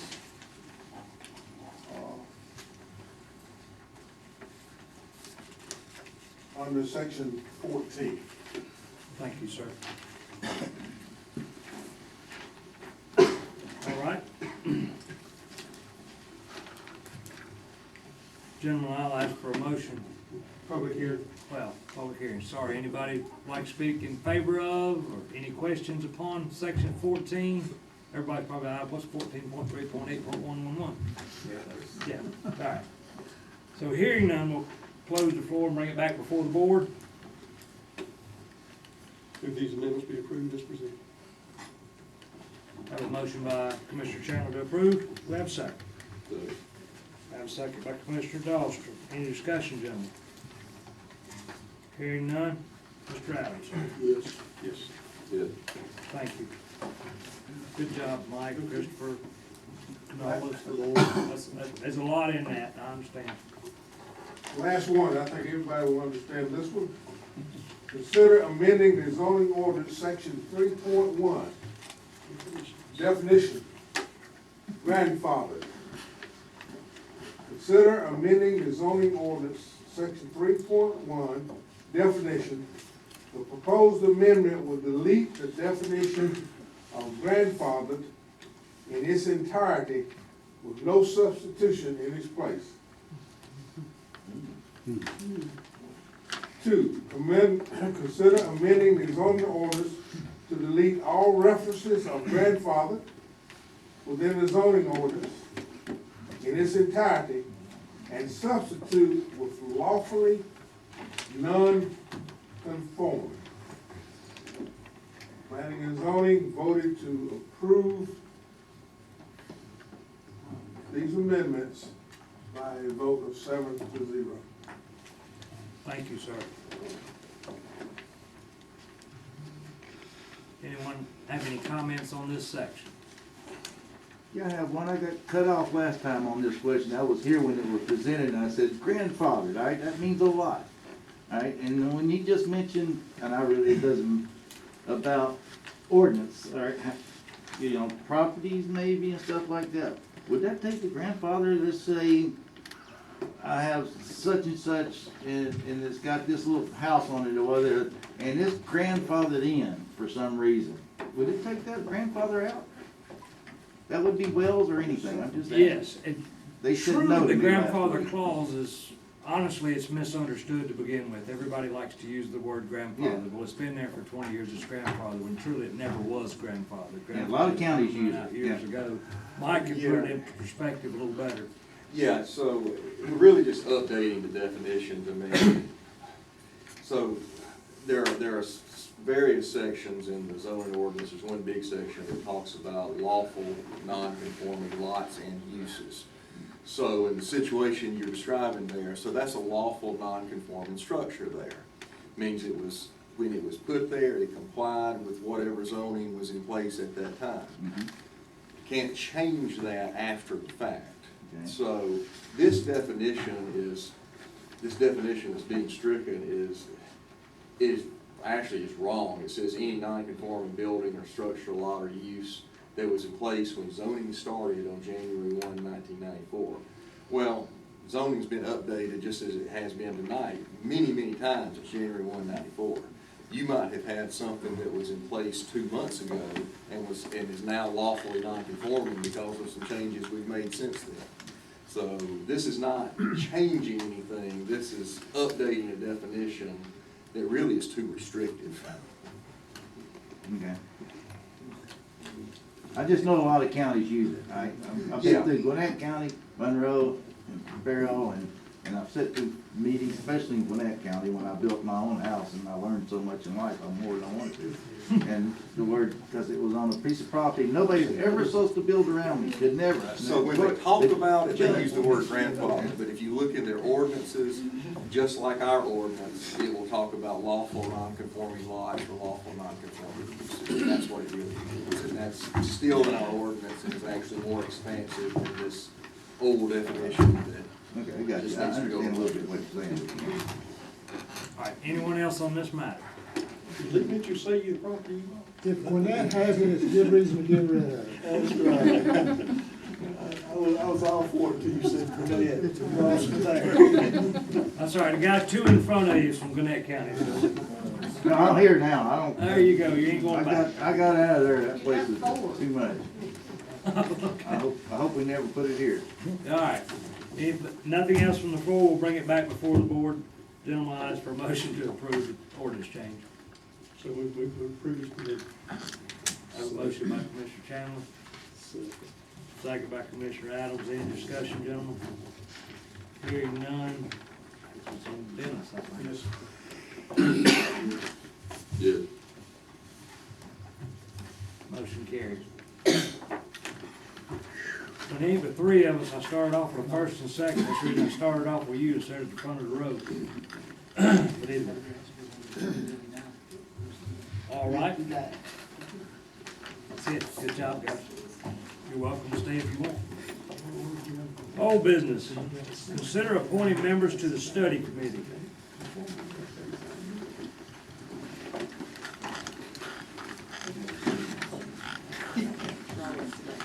Yeah. All right, gentlemen. So there was a lot of input back and forth on this, the creation of this study committee, reaching out to ACCG also for guidance.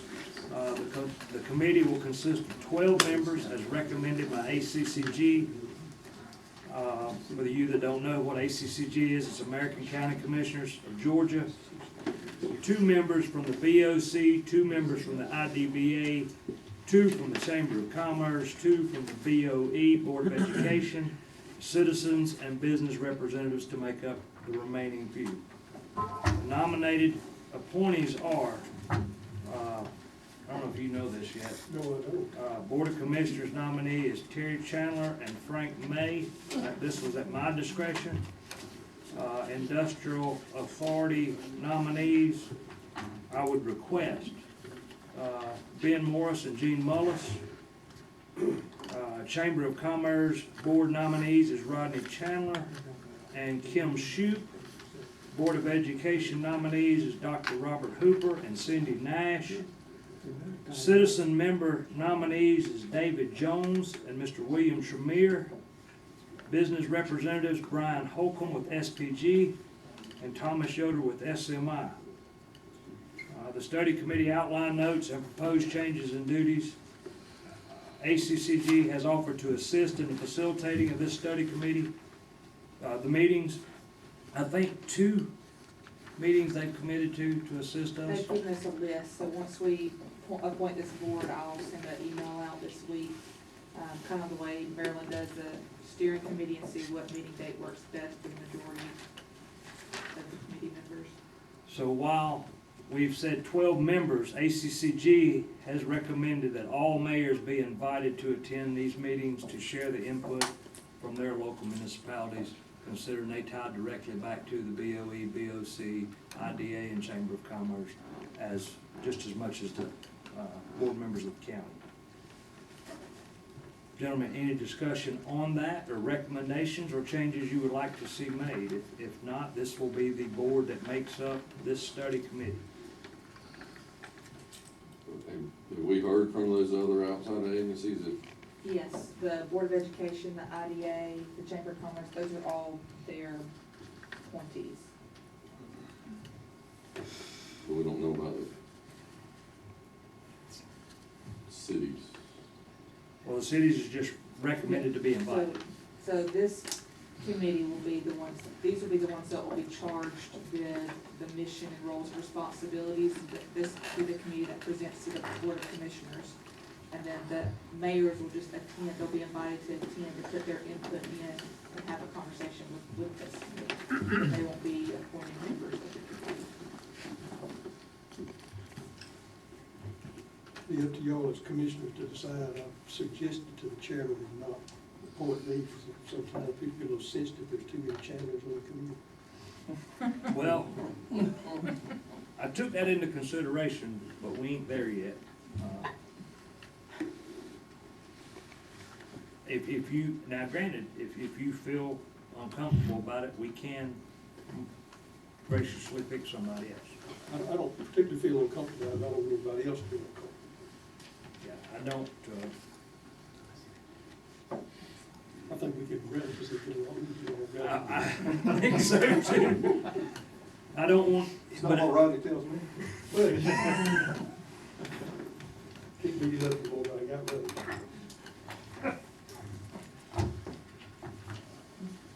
When we, just so I know, there's been a lot of discussion lately about, and I have no problem with the citizens.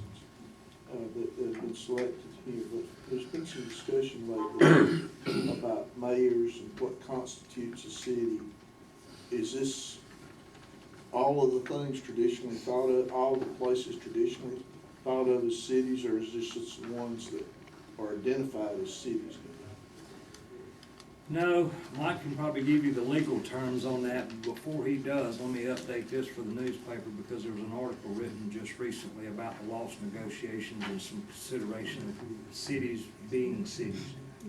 Mike can confirm, we received a letter back today from the Department of Revenue, and currently Colbert, Isla, and Carlton.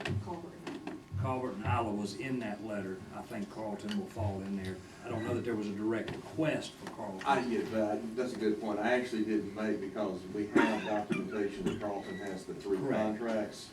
So this letter is covered in as well. So from a city perspective, those 3 constitutionally meet Department of Revenue statute of becoming a city. Now they have to just meet whatever their charter says, and each charter is different. Could we, in this thing, we identify that those would be just participating cities? And that may be some conversation.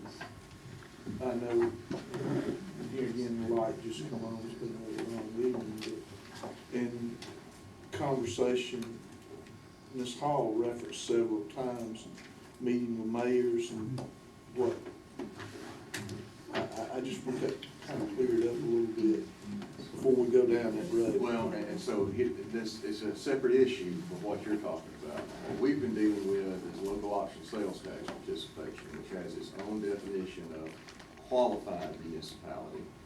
So we know now that 5 are qualified. We're still waiting to hear as to the last one.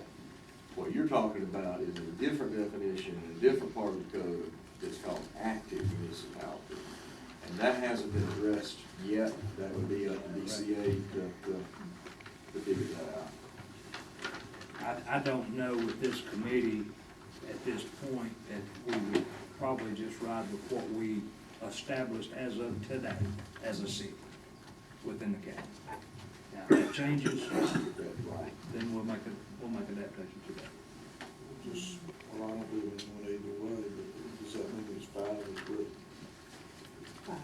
Oh, is it, well, it's 6 as of right now. It may potentially be 5, so. Okay.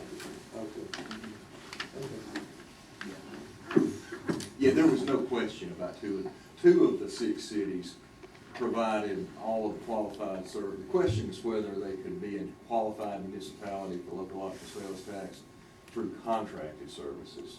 And the DOR has actually kind of changed its position on that and said now they can't. 2 of the cities provided at least, they provided the minimum number of services directly, so they were never at question at all. No question about that. Yes.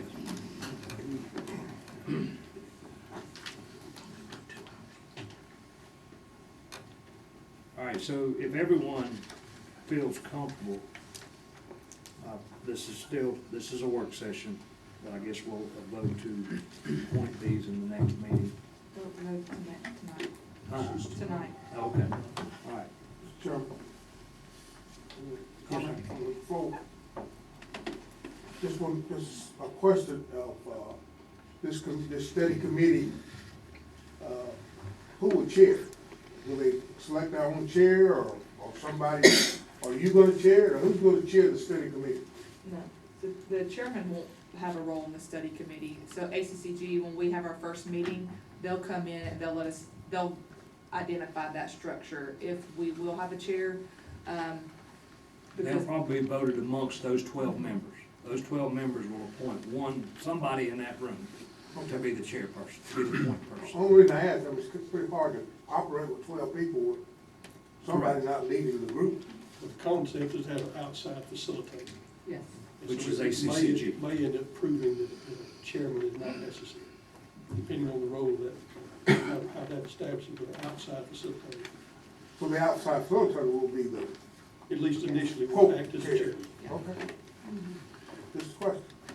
Chairman, I have one question too.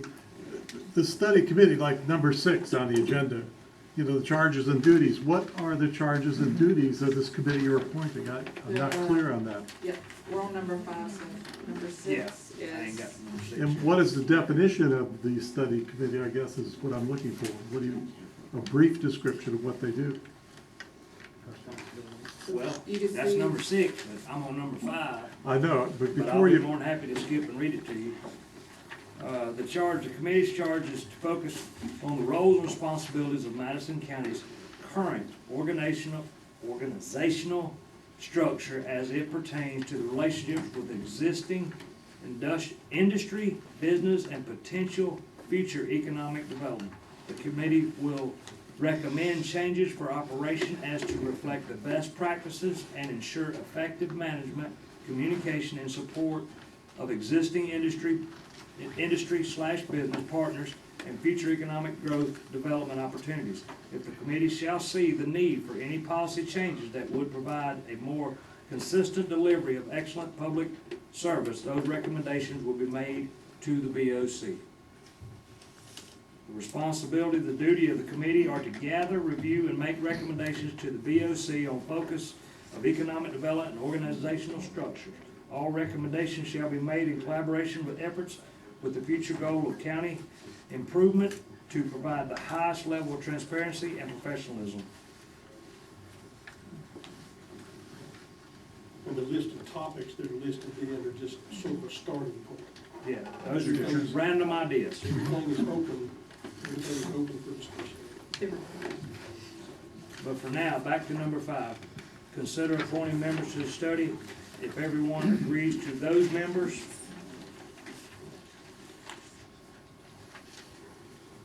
then I'll ask for a motion to approve. If there any changes need to be made, feel free to interject.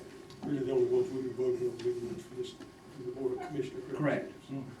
yeah, don't they need to, they'll appoint the whole group.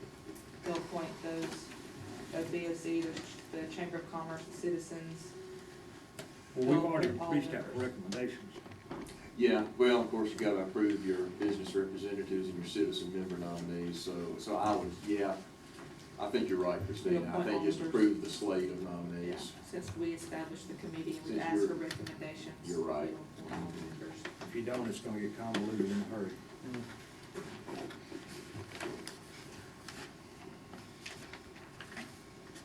All right. Gentlemen, I ask for a motion to approve the appointed members to the study.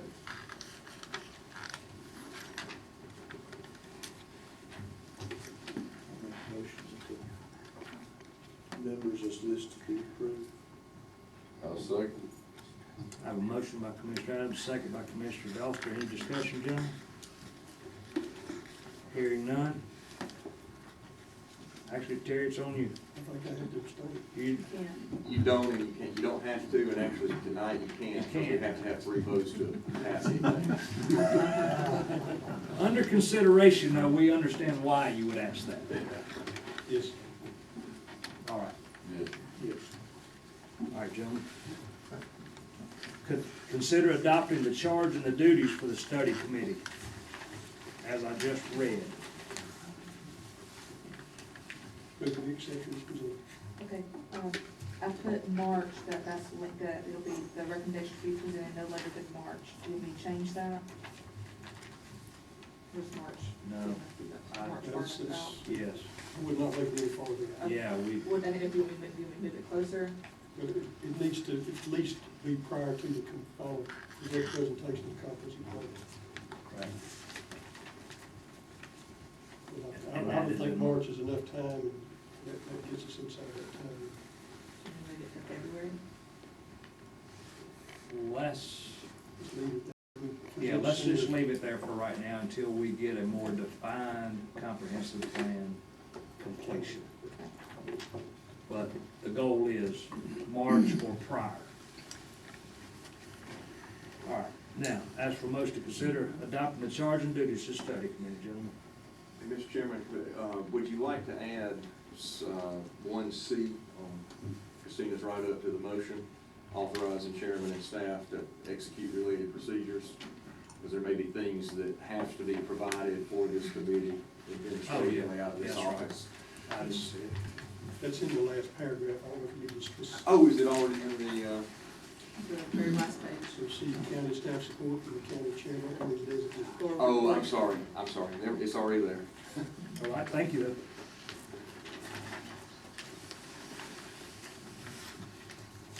All right, I gave you that motion. I have a motion by Commissioner Chandler. We'll have a second, gentlemen. Second by Commissioner Adams. Any discussion, gentlemen? Hearing none. Derek, it's on you. Yes. Yes, yes. Motion carries. Thank you, gentlemen. New business. Consider appointing McNair, McLemore, Middlebrook and Company as the county auditing firm. Gentlemen, I think you have all the documents presented that I have. There's several phone conversations went into this. There was a Zoom meeting between myself, Kathy Figueroa, Tracy, I don't remember, Christina may have been in on that, answering any questions or concerns that Ms. Figueroa may have. All were addressed. The referencing party was a gentleman by the name of David McCoy. Was our contact person.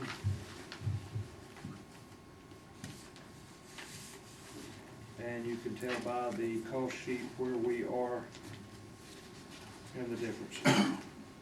I'm really surprised by that, but he did say it was correct, considering the second amount. And that puts us very close to what the Currently, yes.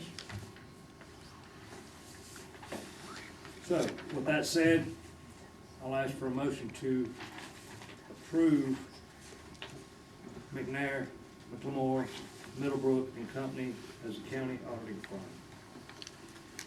So moved. I have a motion by Commissioner Chandler. Do I have a second, gentlemen?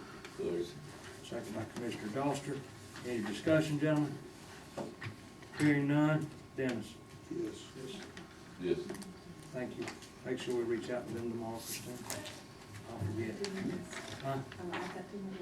Yes, please. Man, y'all have no idea, it has been crazy.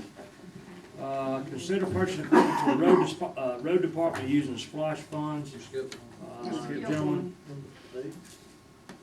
Yes, you. Oh, never mind, no, I did skip 8. Consider an amendment to the county extension office budget in the amount of $33.95, and this is for a copy machine. It was not included that the machine they've been running on was a hand-me-down of a hand-me-down.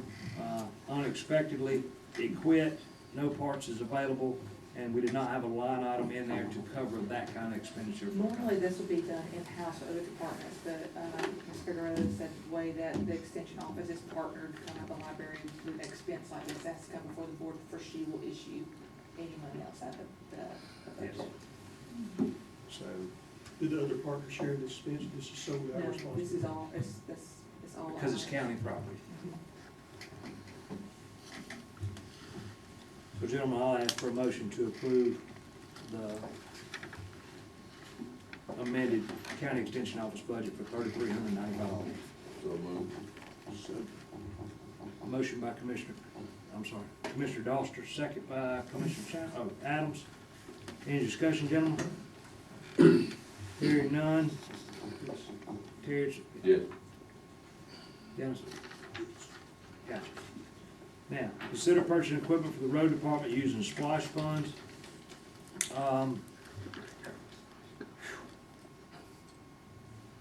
Alan's here tonight. This purchase will be done, if approved, it will be done through Yancey Caterpillar. This is for a new excavator and a new mini-X. Both of ours, one could quit at any moment. The other will be lucky to get a few more months out of it, so we struck a deal in negotiation prices on what they would give us on return for on trade-in for our equipment, and the cost difference, well, you can see it all in front of you right here. The total purchase price of both pieces of equipment is $237,960. We are well covered in our SPOS funds for this allocation. I'll ask for a motion to approve, gentlemen, this piece of equipment, these two pieces of equipment. Move the purchase be approved. I have a motion by Commissioner Chandler. Do I have a second, gentlemen? Second by Commissioner Doster. Any discussion, gentlemen? I had two questions. What's SPOS funds? I believe, do we have any lingering from the previous SPOS, or is this under the current We application? cleaned that up. There is none lingering from the 14th. Under the road department or Road completely? department. The road department is in the 2020, no, you're in the 14 splosh still. That's correct. You're in the 14 splosh for equipment. As a sidebar, can we get an update on? Yes, Kathy's working on that, she's just trying to clean some stuff up before she can send numbers out. I had the numbers, is the reason I say I know we're well within our means. I just don't have an accurate number, but I would tell you that ballpark 500,000, I mean 5 million in the equipment road fund. Another question I had was, confirmation, new equipment or rebuild? This is brand new, 4-year warranty. That was negotiated also to get the extra year warranty. It's where we share with the departments, rest of the Well, currently, we're the only one that uses it. Every once in a while, the IDBA borrows it if they need it, but it's never been a problem to loan equipment. Yes, answer the question now. All right, thank you, sir. Dennis? Yes. Yes. Yeah. Good job. The reason I say is that we are scared to death of our excavator. We just worried it would crank them off. I mean, it'll crank, just won't go more. And me and Alan discussed today, you know, it wasn't but just a short period back that we had 9 washouts in one night. Had it not been for an excavator, we'd have had a problem. So, really good move. And I appreciate Yancy on this purchase too, because they worked hard and given us the trade values that we did get. Consider the annexation application for the city of Colbert for 3 parcels. This comes at a request. I don't know if this board's done any annexations of county government over to the city. It's normally the first step procedure is for us to agree to it, then they will vote to make the final on their end. And just a little refinement on that, it's actually deciding whether you want to object or not. That's correct. I'm sorry. Yeah, and the grounds for objection are pretty narrow, as we discussed. Initially, when this was presented, it looked like there was only a portion of these, there was 3 considerations, only requesting 2 of them. And they've gone back and made the 3rd request for all 3 of the parcels. I questioned that, but It looked like you could be jumping over one. well, It's not allowed. that's not allowed. And I questioned that island, you're not allowed to create an island, but because this borders in the front and in the back of city property already, that even by jumping that, they still border the adjoining properties to make the annexation work. Okay, that's what I thought. Now granted, I don't.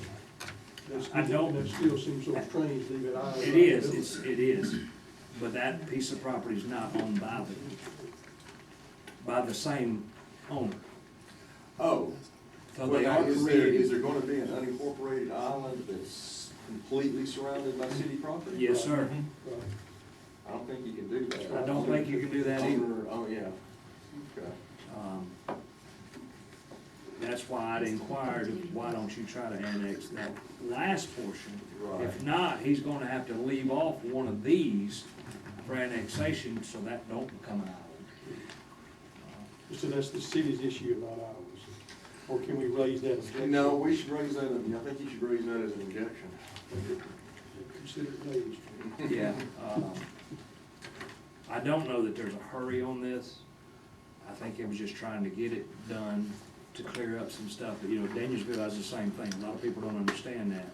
but going out of Danielsville on 98 where the little building is before you get to the BP right there, across from Ace Hardware, the BP station, that little building on the corner, that's county. So, That's not supposed, well. But it's not, it's attached to a larger track, it's the point inside the city that goes back into county I'm property. talking about this right here. Yeah. You look at here, you're talking about this is the point that's not being annexed. Correct. Because this right here is You are correct. those three parcels that are listed. So it's this little, And so that'll leave that one completely surrounded by the city. Yeah. Yes, sir. Okay, I think you probably need to vote tonight to raise that as an objection, because we've only got, the 45 days. And let the city decide what they want to do with it. You could, Christine, if you could take that address and pull it up quickly on Q Public, or Crystal, one of you two, whichever one of you computers hooked to it. What's the address? 6033 Highway 72 West. Yeah, it's clear in the law, you cannot create an island. What are you going to know on it? I just want to see that, bring it up on the map and let us verify that that corner property is not in the same name as the applicant.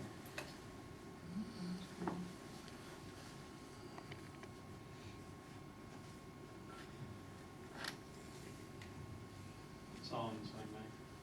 Even that little tiny portion. All of it is the same. Every part you. I thought I seen a lady's name on that one. Yeah. No. It's just not that one. Yeah. There you go. Sorry, that one. Yep, Allen, Homer Allen. Christina, all the way to your far right, that piece right there. That's gonna be a created island. Well, again, I don't think ownership matters from the way I read the law. Yeah, it's .64, so that owner, what I'm saying is that property would have to come in, so we not create an island. Correct. Yeah. All right, well, anyway, we'll let them know that as far as on our end, we have tabled it until they figure out that situation. Oh, I don't think I think we have to object. Oh, okay. All right. So I believe we state the objection based on our creation. All right. Well, how, is that a proper motion for this type of act? I'm not saying it's not, I'm just trying to clarify the language, or is it be direct staff to respond to the city of Collier that the Madison County Board of Commissioners provides an objection to the requested? I mean, I'm kind of wordsmithing as I go. Yeah. How should it read? Well, I think it should be that, the motion is to object to the annexation proposal on the grounds that it creates an unincorporated island. Agreed. That's what he said. I have a motion to object based off that consideration. Christina, you're the one that's gotta get it done. So that it creates a what island? Unincorporated. Unincorporated. In other words, a piece of the county that's completely surrounded by cities. Yes. All right. I have a motion by Commissioner Chandler. Do I have a second, gentlemen? Second. Second by Commissioner Doster. Any discussion? Hearing none? Yes. Yeah. Thank you.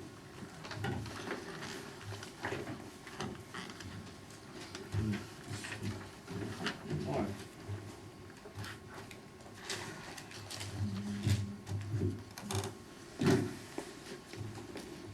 Discuss the industrial development and business authority's future. So as many of you are aware, and I think everybody from the IDBA is here,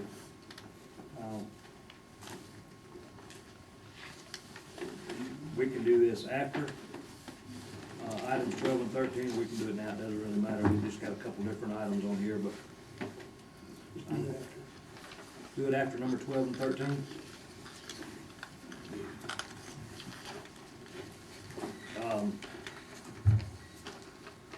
Any objection to that? I know SMI may want to get out of here. All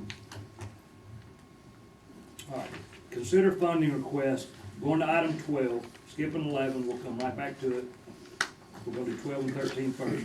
Consider funding request proposal from the Industrial Development Business Authority from the Community Development Block Grant project.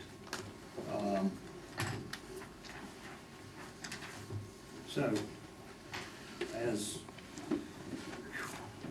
many of y'all know, the IDBA is requesting the BOC reimburse the IDBA for the project expenditures in the amount of $398,810.49. History on the topic: the IDBA chairman submitted on October 26th a letter of request. The BOC signed a contract with Dell Construction on September 2nd, 2022 in the amount of $375,921, and the remaining balance of the $529,656 with $11,656 match left in that fund, $128,751 to be expended for materials. The expenditures on materials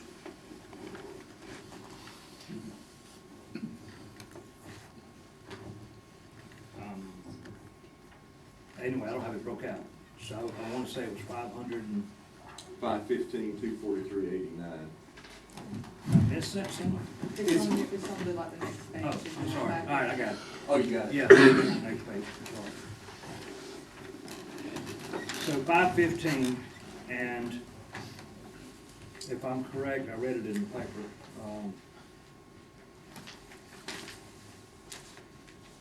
This request is come to make up that shortfall of the 128,751. Am I correct, Josh? Is what that is?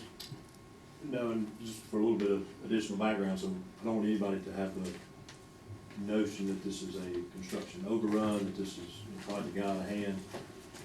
This grant application was put in approximately 2 years ago. The award that we received is far short of what the current market costs for having the project done are. So when you going into it, once we did receive the award, that labor, materials, everything was going to exceed the amount for the budget, or that was awarded in the grant. So the amount we're requesting, and again, this was at direction of Commissioner Adams, we come to you and ask for these funds, was for $398,810. It is the overall project cost less the grant award.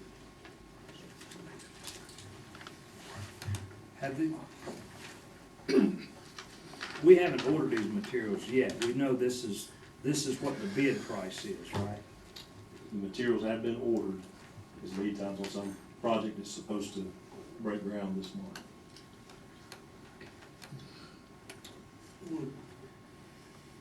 And I'm asking Josh, in reading your letter, there was a reference that there may be some, not very significant, but there may be some additional expenditures for miscellaneous stuff. Would it be prudent on our part to look at maybe adding a little bit to this for some type of contingency? That'll be at your discretion. If not, we'll cover it out of funds in-house, our operating. We do have a small portion of our SPOS funds, the 2014 SPOS funds, that are still unused. So initially, when this project came up, the reason we didn't, we had two options: either accept the grant and figure out a way to fund the difference, or turn the grant away. So that was not the right thing to do. The initial thought was we would cover the shortfall either through our SPOS or through requesting the allocation of our new SPOS, or through the added meal revenue that we'll receive in the coming year. Again, those are all, would be IDA self-funded approaches to doing this. Again, I think the conversation led from the Board of Commissioners, given the ARPA funds or whatever the federal funds that have trickled their way down to the county, might be a good opportunity to utilize some of those for this project, since they would fall within the infrastructure. So again, we're requesting the balance under guidance of your direction. Now, was the IDBA board made aware that we went ahead and ordered these projects prior to? Everything that's been done on this project has been under the direction of the Industrial Authority Board. What now? Everything that has been done on this project has been under the direction of the Industrial Authority Board. I'm asking, so they got the 3 bids, they took the 3 bids, and they went ahead and ordered the materials, not knowing that the BOC was going to pay them back or not. That was a vote there. Again, our discussions in-house were to You have to have a self-fund vote. the balance of the shortfall. We're only here tonight because you asked us to be here, asked for the money. Well, we have to cover that somehow, but I need to make sure we done it legally to begin with. Did we take the 3, which is We by got material state? quotes and purchased on those bids, yes, sir. You took those 3 bids, you took it before the IDBA board, and the IDA board proceeded to purchase. And then we realized we had a shortfall that we are not gonna be able to cover, so the BOC is being asked to cover that shortfall, am I correct? The BOC is only involved because the BOC requested that we come to you for assistance with the shortfall. We can cover, if it's an issue. I'm we'll withdraw asking, the did you have request. a vote to approve the purchase first? Yes or no? We're Did you have a aware of vote? everything that went on. You had a vote. I'll have to look back at the minutes to see when the vote It was. wasn't that long ago. I'm asking, was there a vote to purchase 516,000, whatever? Was there a vote? I do not recall if we voted in our meeting. All right. Gentlemen, with that being said, the county can expend, and I'm going to have to explain this one to you also, only because it was explained to me. It's a new process that came into effect in 2020. The county can approve to pay those expenditures for those materials with the splosh funds. Prior to 2020, those expenditure receipts would not be needed. But the way the bond is written, that you must have all acquisitions, which Josh has confirmed, and we have, because they were sent to us, of the three proposals for quotes. We received those, but the splosh funds are held by the BOC. Unlike prior to 2020, before the bond, quarterly, when splosh funds was received, we just directly mailed out a check. We do not do that anymore. Now we hold all the funds. That's the way the bond was written in 2020. So now, in order to receive those splosh funds, you must submit that, which is fine. So we can cover this out of the 2020 splosh. Right now, and the way the tier is set up, just so this board understands, or I don't know that y'all have the financial number, that's why I say, just so y'all understand, I don't mean that in a negative way. 2021, the IDBA received into their account, I still gotta verify this through Kathy, but this is how the tier sheet was set up in the 2020 splosh. You received $800,000 up front in the bond. In tier 2022, you will receive another 150.870, and that follows, that 150.870 follows all the way through 2026. You say it was sent to our account. No, in the county's account, designated to the IDBA. So there was an award during the splosh bond on the referendum saying you were gonna get X dollars, and that is the breakdown. 800 the first year, 150 every year after, till 2026, and then it runs out. So currently today, you should have $951,000 in the bank. December 31st. So that funds could be expended to cover this overage. I did inquire to make sure that we did not, now the only thing I don't know about is the bond payments. I don't know about your bond payments, what those cost you. Or not you personally, but the IDBA. But I did inquire to Lisa, did you have projects planned for 2020, 2021, 2022 through 2026?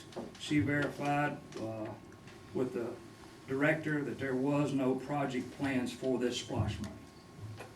So then therefore that means today there's $951,000 allocated for splosh to the IDBA.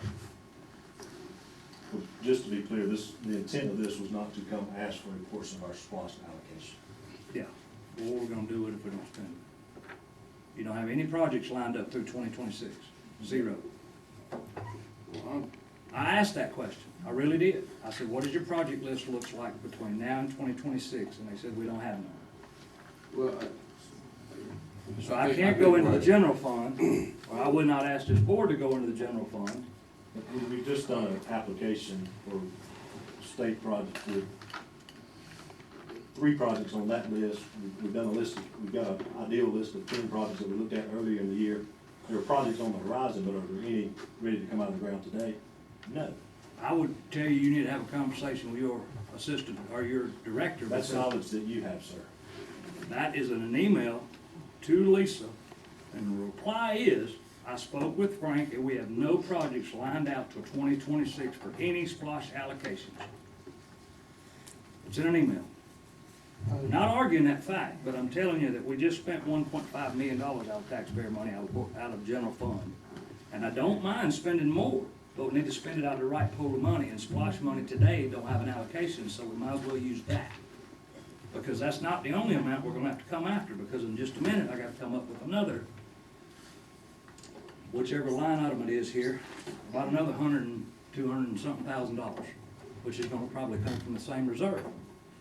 I don't know why else it would not come from. Had I gotten an answer of, do you have this money already allocated, I would have been more than happy to go another route to this board, but we did not get that answer. And I see that the director is not here tonight to explain himself again. Was Josh and him, at the end of the day, Josh and the IDA board, they were here because I requested them to approach us, not identifying as a shortfall. Everybody knows what's happened to labor and material over the last couple of years.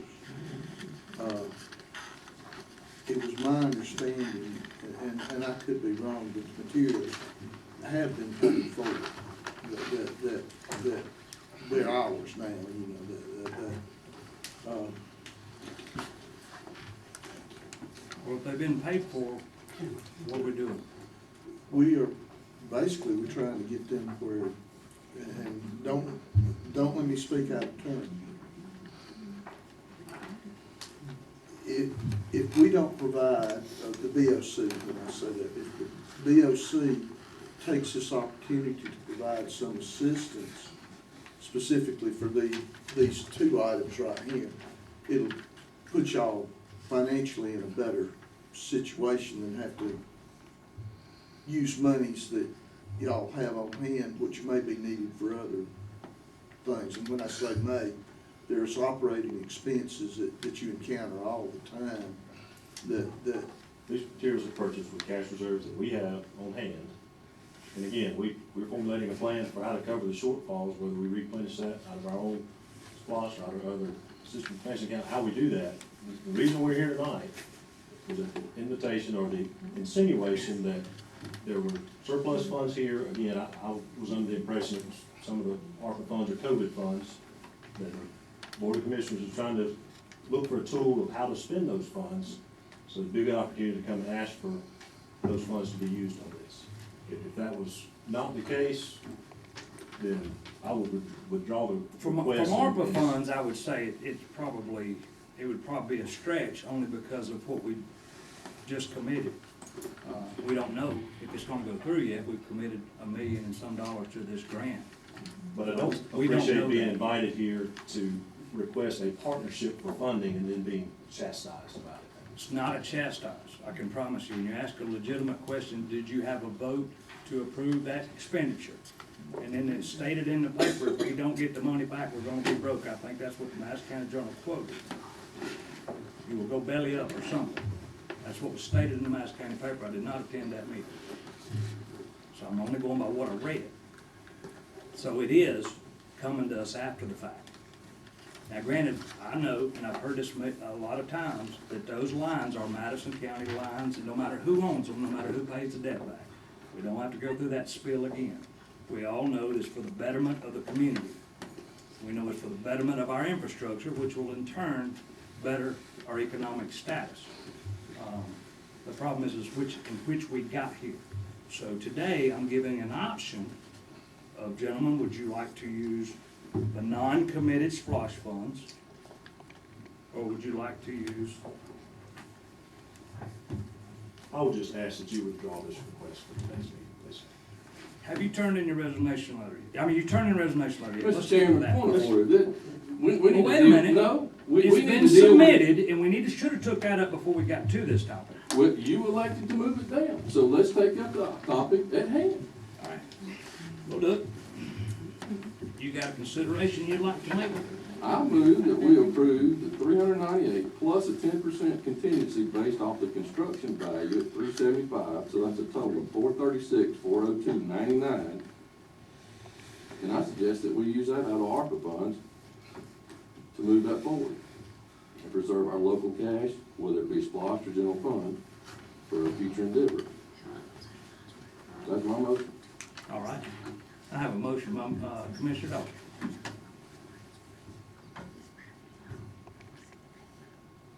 Second motion.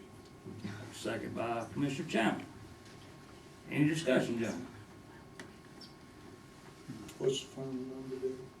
436, 402, 99. That'd be a 10% contingency based off the 375, 925 construction contract value for labor. That way, if we get brought any unknown contingencies, we get any construction related activity. All right. I would caution you that we've asked for a list of ARPA funds from everybody on their expenditures. I still do not have those lists. So I'm gonna add, you're gonna end up, when you vote for this, that's gonna be part of that list.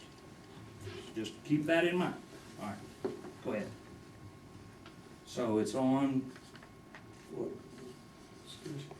On discussion. yeah, discussion. All materials paid for, and the county, we're writing the checks for, Come back to the industrial report. well, we're writing a check to you guys to reimburse you for materials. So we'll reimburse for the materials you've already paid the invoices Lisa's already given me, and then I seen Frank. And there'll be some additional, to fill up these balances, there'll be some additional items that haven't been purchased yet. Right. Yes. And again, that'll, I assume it sounds like you're doing a not to exceed number. So, but just to follow up on the conversation I had with Frank, the Dell Construction at 375 will issue that check straight from the BOC. That's correct, Yeah. because that was, The grant was through you guys. Yeah. That's correct. And and I'm gonna ask the question, is it safe to say that Dale Construction's not gonna approach us or approach the county because our contract? It's a contract price, yes, sir. That's the contract price. Do we have any no change order guarantee or not to exceed price from them? That contract's between you and Dale Construction, so I can't answer that question. Mike, is that in place?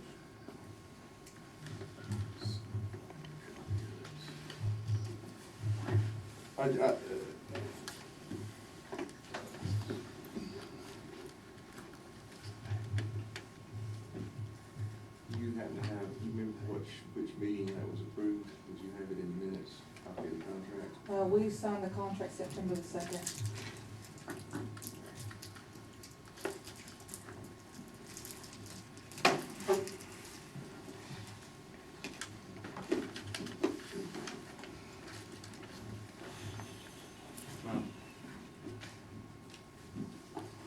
While he's looking, any other discussion? September the 2nd? So I guess that must have been Well, at so it'd the been the end of August. August 29th meeting. That's right. Yeah. September 2nd is when Dell came, yeah. I got you. Oh, it's not sure for the agenda, maybe it's for the agenda.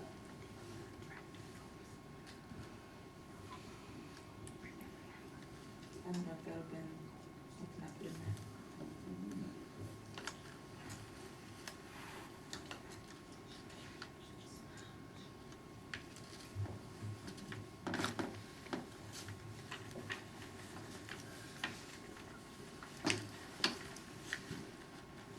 while we're on this topic, I mean, while you're looking, Mike, why wouldn't you wanna use SPOS money there?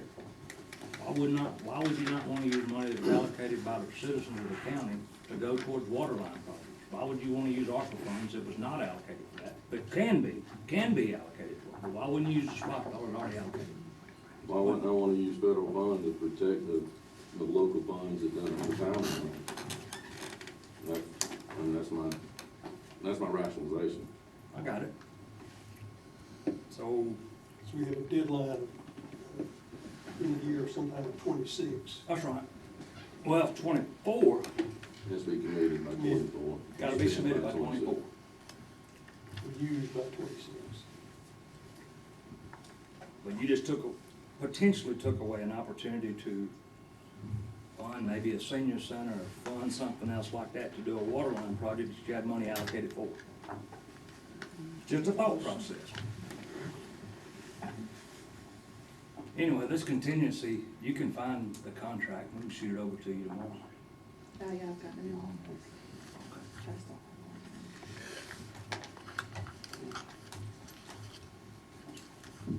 I don't remember it being in I don't think it was a contingency amount on it either. there. I think it's just a set amount, and I wanna say it read somewhere not to exceed this dollar amount. I think it was I'm pretty sure it was a fixed price. I think one thing Mr. Adams may be asking is if there's any unit prices in there. There are unit prices in there, that's my question, I don't wanna come up and say, we priced, and I'm just pulling numbers out of there. We priced in putting 13 hydrants in, but you got 20. You know, I mean, when we put the plan together, it was based on. His engineer plans. Yeah. Yeah, I don't think I have a final version on my computer. Okay. All right. Any other discussion? Hearing none. Dennis? Yes. Yes. Yes. Motion carries. Skipping to item 13, consider a joint resolution with the Board of Commissioners and Industrial Development Authority, Business Authority regarding SMI Composites LLC. So, on June 27th, the BOC voted to approve a cost sharing with the IDBA up to $200,000 on the water expansion project at Madison Industrial Park. On October 3rd, the BOC voted to approve 92.5 and participating in partnering with the IDBA in upgrading the water line at Madison Park and determining a future date to which fund account those funds will be derived from. In fact, the IDBA has $850,000, not even skip that line. Request $90,883. SMI will submit invoices for the total amount, and the BOC issues the payment to the IDBA for the IDBA's reimbursement to SMI for the $180,000. The IDBA must also submit invoices for total expenditures for BOC to submit reimbursement for their cost sharing.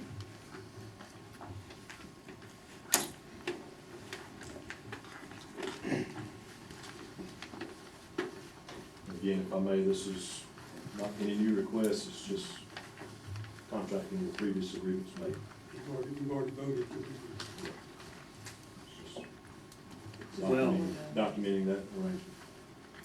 there's a small word in that document of the motion that was made on that night. It said that there would be a cost sharing with the IDBA up to $200,000.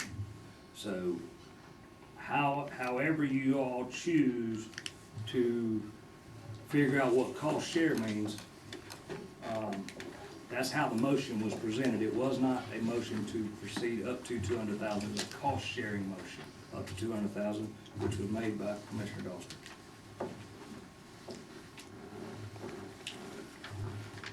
So your total amount that you're requesting is the 180 plus the 90,883, if I'm correct. It's not actually the 200, it was the 180. The 180 is what has been spent to date on materials. Construction will start per our agreement with SMI only before December 2nd. So again, once that construction starts, there'll be discussed before, there'll be some other fittings and valves and things that have to be purchased, so, again, not to exceed the, And that agreement y'all did this morning. we executed an agreement with SMI this morning, clearing them to begin construction, so there shouldn't be any other, step to complete that would delay them to right now. So y'all didn't do within a number of days at the end of the number two at the very last? We did, February 17th. Yeah, I saw an updated copy in an email. It'd come in earlier. And I appreciate Thomas and SMI and Stephen Christian and Garland on helping us get that together. Get the plans updated, the plans are included in that agreement with SMI. SMI, I apologize for the delay. Make a motion to approve the resolution as presented. All right, how would you like to pay for it?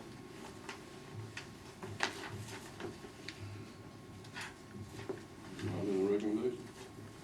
Well, they have spots, 850,000 roughly in splash.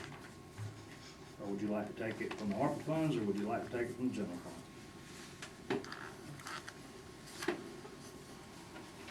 So it's not identified in the resolution? It's not. Okay, that's what I'm asking. It's open for discussion. Yes, sir. We're still on the, Because this, the bulk of this, I'm on, and please, here again, correct me if I'm wrong, the bulk of this is to go to improvements to All this will be installed on county property. county property. Yes, sir. Then I would suggest that this come out of T-Squash, the squash, Splot, not two squash, not T-Squash, squash. I'm saying that. Okay, and I make a motion in your second. I have a motion by Commissioner Adams. Do I have a second by Commissioner Doster? Any discussion, gentlemen? Let it move along. Yeah, it was yours. You said yes? Yes. Yes. Now, so undoubtedly we left it off.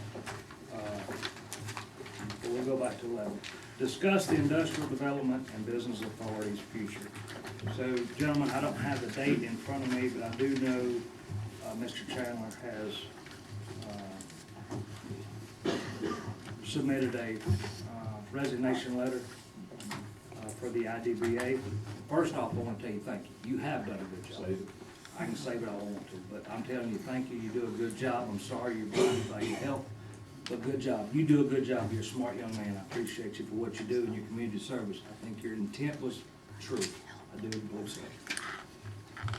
With that being said, for one, that letter of resignation could be immediate, or it could be till December 31st, correct? I don't have a copy of it in front of me. Due to the nature of the department head, it is this board's decision as to what you would like to do. I sent an email this week to everybody, to this board, to the BOC members, stating my opinion, and it was only that. But we still need to discuss on, once Mr. Chandler leaves, and when he leaves, that'll be this board's decision, recommendation to that board, the IDBA board. And then you're gonna have to, this board will have to put it back on them to fill that, well, we'll have to appoint that seat, obviously, and then you're also going to have an interim in the meantime of the chair position once the seat is vacated. If I could speak to that, maybe out of turn here, but again, my intention in the resignation was not to leave a void or create any issues in the transition, and that's the reason I offered to serve through the end of the year and would like to serve through the end of the year. I'll only be effective immediately if it's of your choosing. Again, because I serve, all of us on the board serve at the pleasure of the BOC, so that's, I'll put that caveat in there to give you grounds, if that was your desire, to dismiss me immediately. But again, it's my desire, and I think our board's desire, for me to serve through the end of the year. What I would suggest we do in that period of time is for me to remain on the board, but step down as chairman and just have, being as vice chairman, serving that role in absence of a chairman. We would not elect new officers in the next 2 months, but just allow him to step up as, and serve as vice chairman in the absence of a chairman. And, once the board is back full again, that new group can elect officers at their discretion. So, Have you all decided amongst yourselves as to who the new chairman might be for the interim anyway? Have you all like I just discussed said, it? we would, in the absence of a chairman, being vice chairman, would just Okay, serve just move in up, that okay. role. We would not elect the interim chair. I think it's redundant. Well, no, We have a it would vice be. chairman there. It would be. So again, once a new appointee is made after the first of the year, that new IDA board can elect new officers. Again, I offer that just to, in support of my board, because I don't want to leave. We all carry a lot of tasks over there, many hands make light work, and we take two out of it, that means everybody else can have to do a little more. It's not my intent to punish them, because it's my time to step away. I'm sure they offer that as a time of transition, and, help. I know Ben's fairly new to the board, but help in any way I can to support him with knowledge and things that I've gained over the last 6 years of my service there. All right, so there's several topics under this number 11, so I guess we'll first start off with, do you want to honor the the resignation till December 31st, or does this board feel it needs to be immediate recommendation to the IDBA board? That offer that Chairman Chandler just presented, I think, is pretty generous. Transition like this, particularly with the degree that Josh has just devoted himself to this position. I don't think anybody really realizes the kind of void that's going to be there when he leaves. So for him to offer to step down as a chairman but stay on the board during the last 2 months of this year, I think is quite a good gesture. I suggest we honor it. Assuming that is the action that the board, that the IDBA board wants to pursue. I think it's appropriate for us to leave it in their hands. But I think it would be a mistake for us to take that decision away from them here. As Ben Morris, as well as these words tonight, he's the vice chair. Are you ready to assume the responsibility associated with it? Yes, from our board's perspective, I mean, the notion that Josh made, if he's willing to step from chair, then I would be more than proud to assume the responsibilities of the chairmanship moving forward, but would also appreciate his service to the end of the year, do any transition, just information that we've been working on, that he has a lot of prior knowledge about. I think that would be very appropriate. Again, Josh, I appreciate your service to the community. And I can tell you how ungrateful many people are for that. But I appreciate what you've done. I appreciate Ben stepping up and the other IDA board members. Just for clarity, it was me that asked that y'all approach the BOC about this, and specifically, it dealt with the cost overrun associated with the Nice Road project, and with the situation that we ran into at SMI, and by other board members.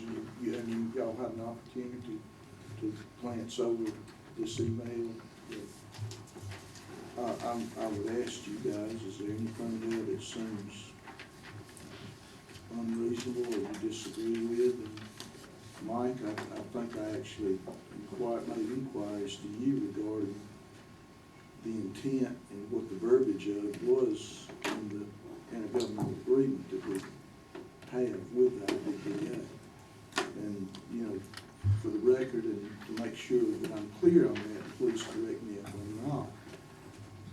Any expenditures that are project related, the IDBA was to approach this board to advise a sub-applicant. It's not quite in those words, so let me just pull it up and read it appropriate.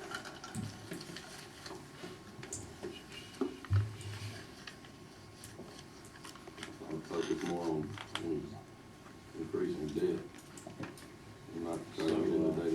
paragraph 4, the parties recognize that the IDBA will continue to have limited cash reserves and will cooperate funding the upcoming IDBA projects to the maximum extent possible from A, the IDBA's allocation of Madison County SPOS funds, and or B, ARPA funding, including but not limited to Georgia State Fiscal Recovery Fund allocations received by Madison County, the BOC having previously committed to allocate $2.5 million of potential ARPA funds to IDBA projects.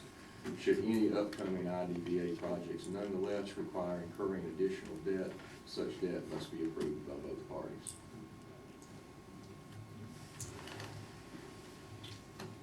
And again, not to speak out there, our interpretation of that is if we can self-fund things,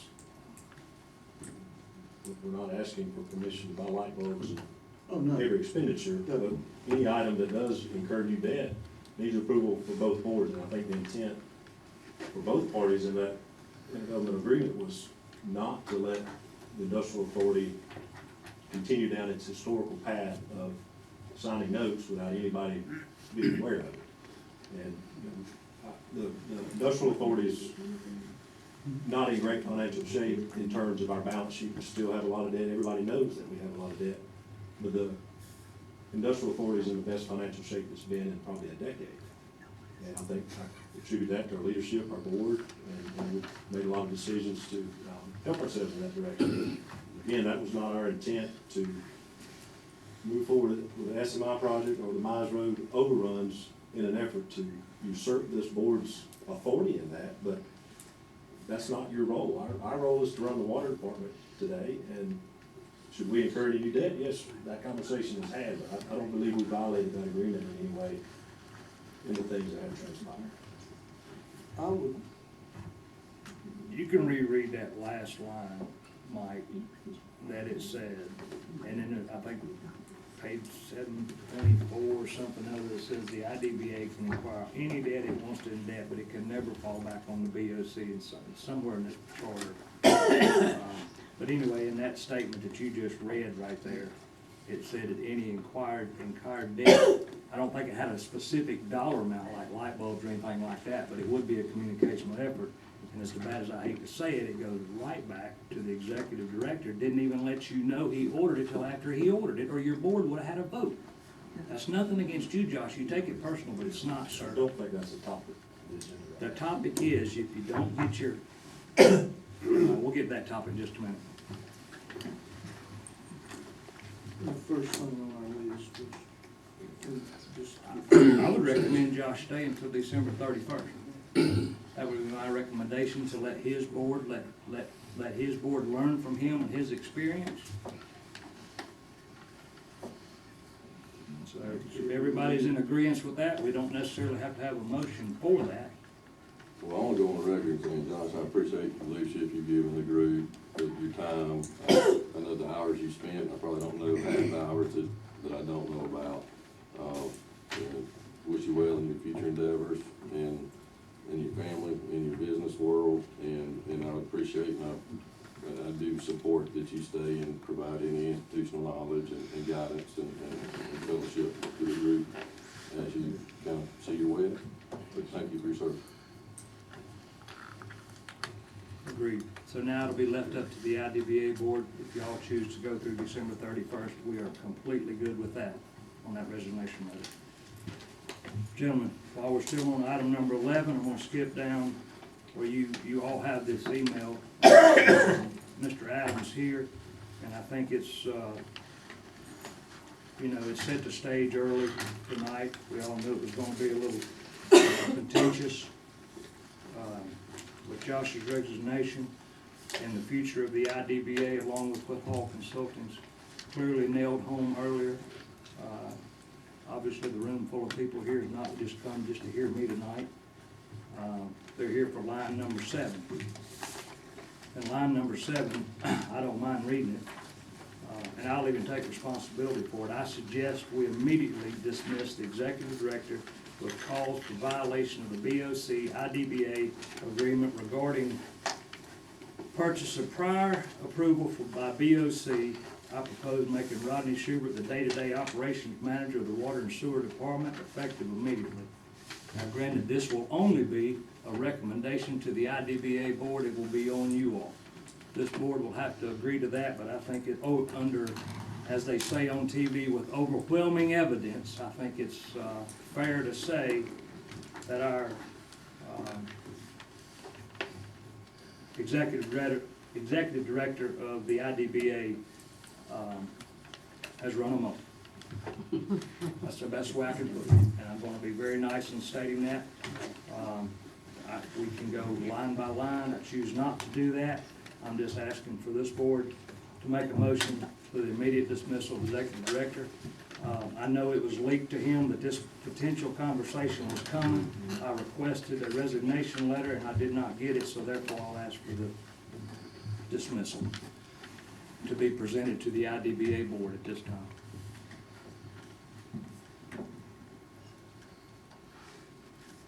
If anybody has anything to say, it's a work session night. This is not a business meeting, so you're welcome to speak. I think it's highly inappropriate that you ask for a letter of resignation from any department's employees. Let me tell you, Josh, if there would have been any department head in this building that would have went out and spent $536,000, they would have been terminated the day they done it. We as citizens find it inappropriate that you This have is not asked for his executive department resignation head. either. Excuse me, one second. This is any employee of Madison County as a department head. Should have known better, should have known better 2 times ago, should have known better 5 times ago. We would not be in this situation. I think that my comment was it's inappropriate for you to ask for that letter of resignation. You should have come to me for that. Well, I sort of already did that one time, and that sort of put egg on my face. Remember when I done that? Remember when I done that? Yeah, you told me you had your entire board support. Yes, sir, I and sure you did. not. I sure did at the time. I got witnesses, and how many of them you want? It doesn't matter. I have it. They all said it. I got emails to prove it. But now I'm doing it on a nice sense of tonight. I'm asking for this BOC, the 3 members out of the 5 that I have here, to agree with me that the IDA executive director needs to be removed from his role and no longer employed in Madison County government, or IDBA government. Mr. Chairman, in regard to this conversation, my position is that we've appointed people to serve on IDBA, and if there's an employee of the IDBA that needs to be addressed, that board do so. You clearly have missed everything that's went on for 2 years. We need to understand that there's a clear difference between our relationship with IDBA, and this is a constitutional authority. Correct. It's been in place for how many years, 50 years, whatever. Employees of the IDBA do not work for the Board of Commissioners. Correct, they are appointed by the Board of Commissioners. Employees from the IDBA do not work for, nor are they appointed by the Board of Commissioners. If it was a department head that specifically worked for the Board of Commissioners, for the county, it would be a different issue. We would be in executive session. The executive director and all the day-to-day employees are employees that are governed by the IDBA board. That board is appointed by the Board of Commissioners. The IDBA board has authority over those. If we choose to do so, it may or may not. The appropriate approach would be for us to express our wishes to the IDBA board that they would consider that, but we have no authority over Correct. the employees of the IDBA board. Correct. We don't have the authority to choose their chairman. We don't have the authority to hire their employees. There's a separation there, and if we begin to broach that, I think we're really challenging the constitutionally presented authority of this authority.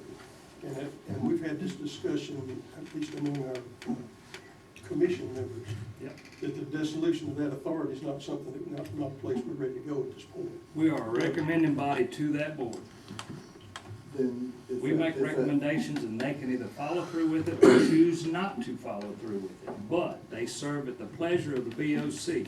If they choose not to follow through with that recommendation, they can be removed from their role by this BOC. Let's make it real clear where we stand.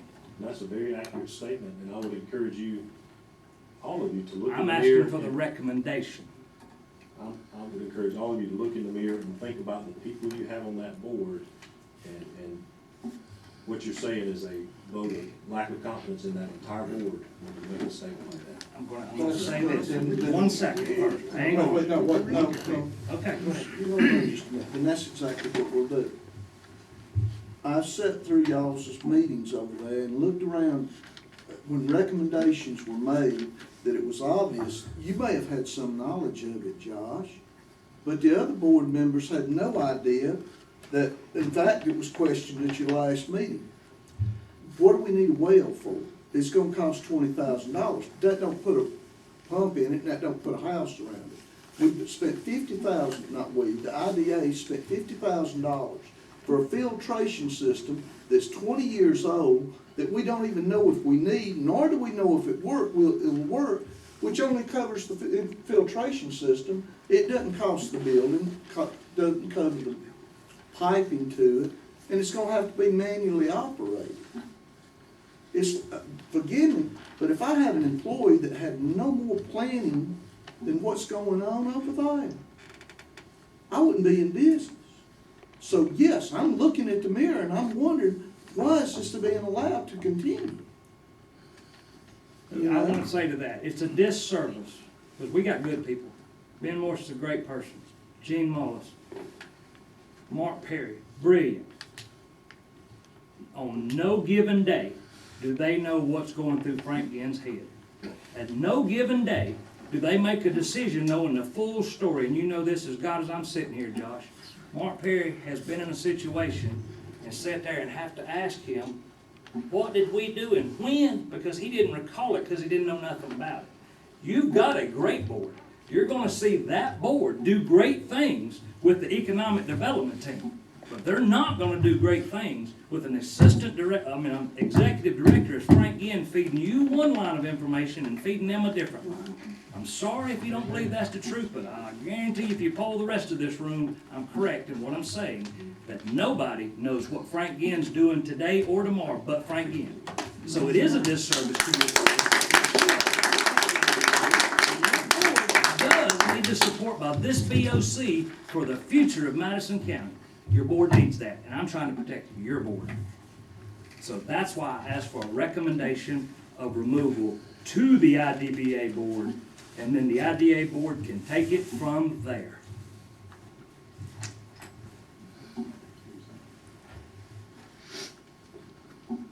Problem?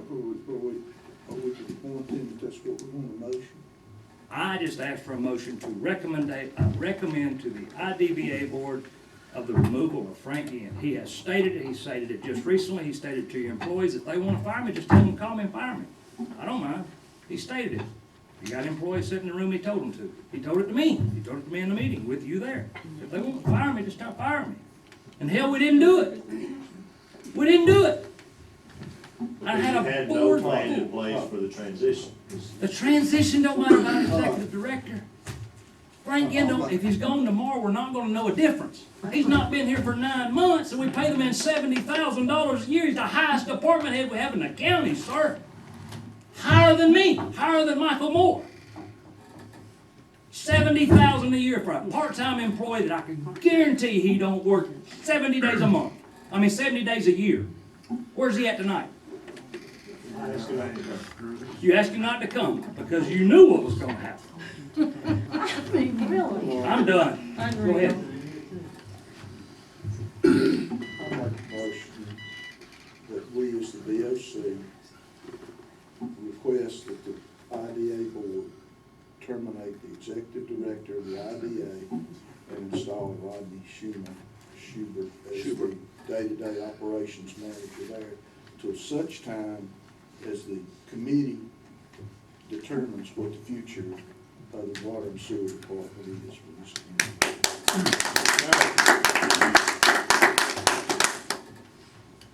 I have a motion by Commissioner Adams.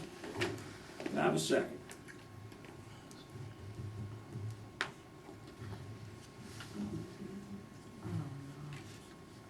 Wow. Wow. Somebody needs to stand up and do the right thing. Stand up for the people in this room. That's right. In this room. I'm just gonna say, based on what I've heard tonight, and based on what I've seen Frank do, that if Frank knows what goes on here tonight, he should resign on his own regardless of whether the He'll never board do follows it. through or not. He's not gonna do You it, know, he's too cocky. It's a certain show of his ability to be a man and face up to the fact that a lot of people don't like him in the position he's in. You know, I'd love to see the board go ahead and vote for this, but at the same time, I think Frank, once he hears what's going on here, should offer his resignation to the people of Madison County. He don't get it, He's had a sir. week to offer it up. He don't get it. It does not register with him. You can't have a conversation with him. I've talked with Frank, I know exactly what you're saying. Am I wrong in my statement? Thank you, sir. I didn't think I was. With that being said, do I have a second? I'd like to say something. Yes, ma'am. I have a business in Madison County, very prosperous business. I have done everything I can do to accommodate the request of the IDA board for water, sewage for my business. I resigned that I was not gonna say anything, but at this point, it's affecting my livelihood and the businesses that I serve there. I have been given numerous requests from the board. I've spent thousands of dollars trying to accommodate those requests, and it is 3.5 years later, and I am still without water and sewage that runs directly in front of my office. I can see the sewage plant from my front door, and I do not have access to that. My latest recommendation was that I spend personally, from my business, $42,000 to have a dedicated line to go directly into the sewage plant. So as a citizen, I'm asking this board to make better decisions for our future. We have a sewage plant in Hull that is operating at 20% capacity. I could understand that I might not be able to hook on if it was at full capacity, but it is not at full capacity. And I have spent thousands of dollars. The latest quote for a lift station, which I was asked to do by the board, was $342,000 to get a lift station. So I don't know what else it's gonna take for the board to make the recommendation. Josh, I'm giving kudos to him. He's a great leader, chairman. He has listened to me, he has tried to help me, he has done everything that he possibly could do. But ultimately, it has come down to what Frank has said that I have to do. I paid a deposit to this county in 2020. I have the canceled check with me here, I'd be glad to show it to you. That check was returned to me 1 year later because they said that I was not eligible to hook on to the sewage after I was told that I could hook on to the sewage and pay the deposit. The county held my check for 1 year and returned it to me, saying, we're sorry, we could not accommodate your request. Again, I want to be part of the development of Madison County to grow in the areas that it needs to grow in, which is Hull. You have an anchor store there. That store was put there many years ago. You should have anticipated the development that would go around it. And here we are at a position where we have a station, a sewage plant that is at 20% capacity that cannot take any more connections because it's totally a force main driven facility. So I ask you to stand up and make the right decision tonight. It is not Josh, it is not the board that serves behind me. They have listened to me, they have tried to accommodate. But my meetings are with Mr. Ginn, and he is telling me what I have to do in order to connect. And $42,000 is not something as a private citizen that I should have to pay for to develop infrastructure that should already be in place for my business. Thank you.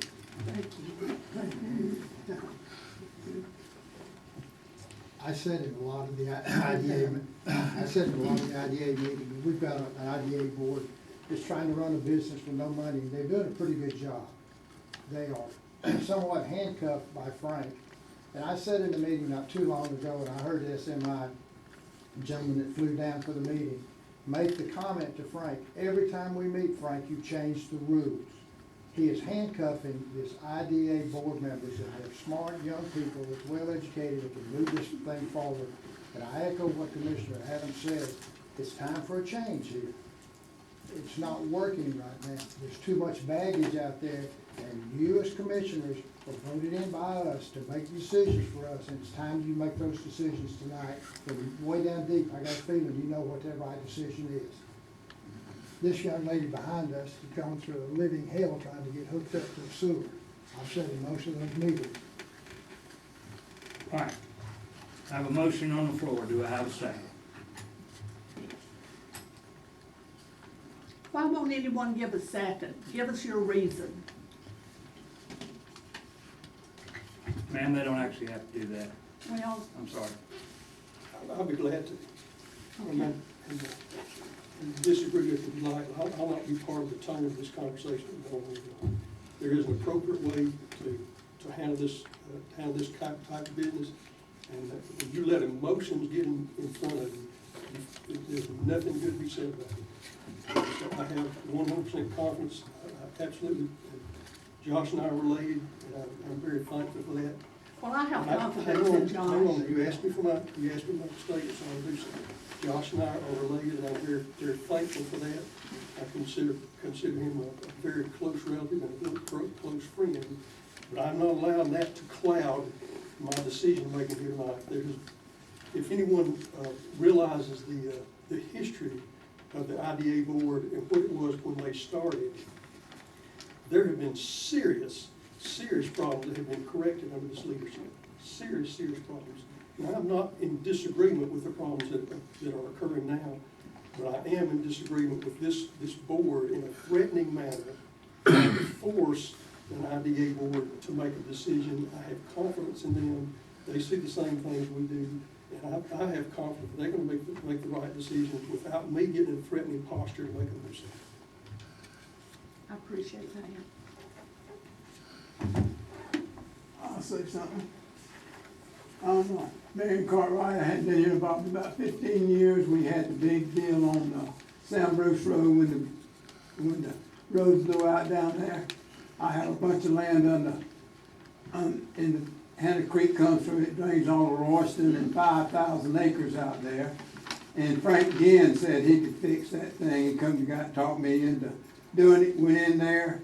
I told him it needed more pipe than that in there. No, he knew what he was doing. He'd done 300 of them up in Franklin County when he was there, and he knew all about it. We went through the whole rigmarole. He put in 2 round pipes in there, and 7 days after it was put in, it flooded. 10 foot of water on my back pasture out there, and I've been trying to say, I should be paying a high tax on it. I can't do nothing with it. It's washing out my road.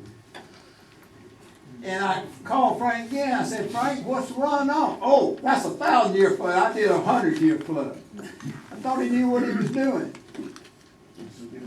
And it's washing my fence out. My cows don't stay in or nothing. I'm retired up there. I'm from Clark County. I was a big developer down there for a long time. And I come up here because it's a nice, quiet place to live. And you got a jackleg that's taking advantage of everybody up here the way I look at it. Thank you, sir. I will say, Ms. Linda, Terry's correct in his statement. Emotions run high on this topic. I agree with you. They do. What this board, nor the IDBA board, nor Josh, or anybody else really understands is what me and Christina and Christopher and all the full-time people do every day. They understand what we do every day. They just don't know to what volume we do it.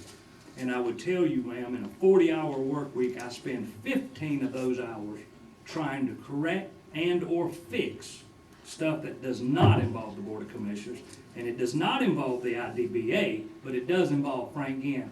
And I'm sitting here as a witness. Christina can tell you as my witness how hard she has to work to put together, fix, and or repair things that does not fall under my hat nor under this roof.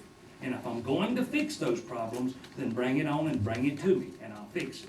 And I can cut that middleman out, because it's unfair to that young man right there that has a lot to do every day as code enforcement and our planning and zoning. Christina, what she has to do every day, what Lacey Baker has to do every day, and what I have to do. I should not, I said it 2 weeks ago, I should not have to go through this because of an individual that's incompetent and cannot do his job. You can quote that. Now, with that being said, the motion drops right here. And honestly, let's see where I was at, we're at the very end.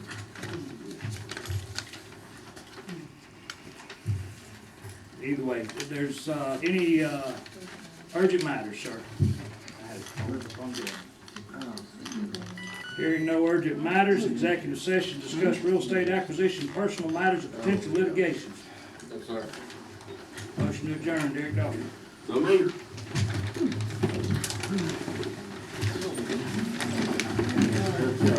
Good, how you doing? Yes,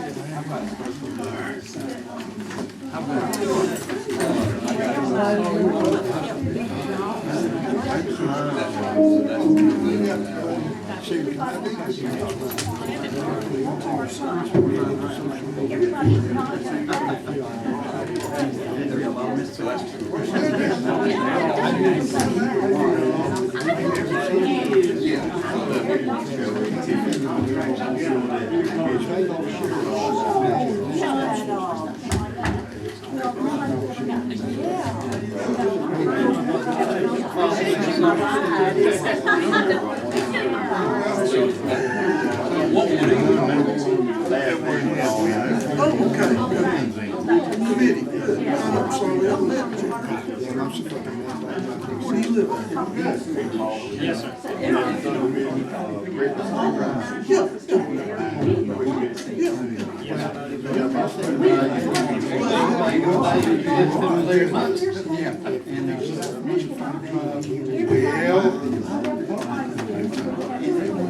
What the next step will be.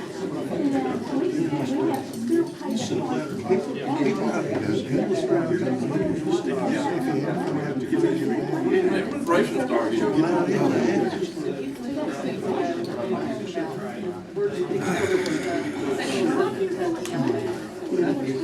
He is so good. He is a special man.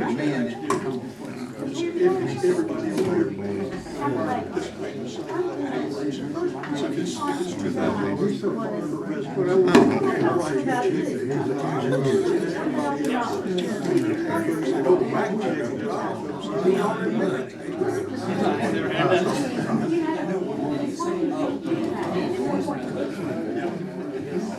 And we need to get this board to create problems. The whole point of making this, my name is You want people to have the option to take it.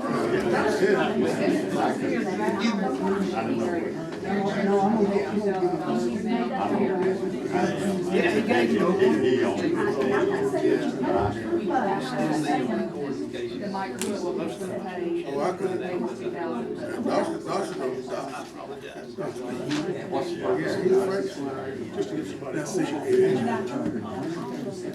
Well, we would build people that got paid, we wouldn't have money, right? well, I heard do those three. There's three of them. Continue to do good work. Yeah, good to see you. Good to see y'all. Yes, sir. Well, these are all.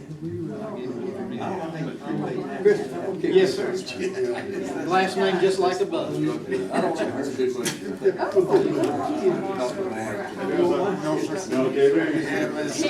Sorry, no, sir. Well, no, it's not about that. I have voted for person that is not fit. In my opinion. That's my opinion, okay? And everybody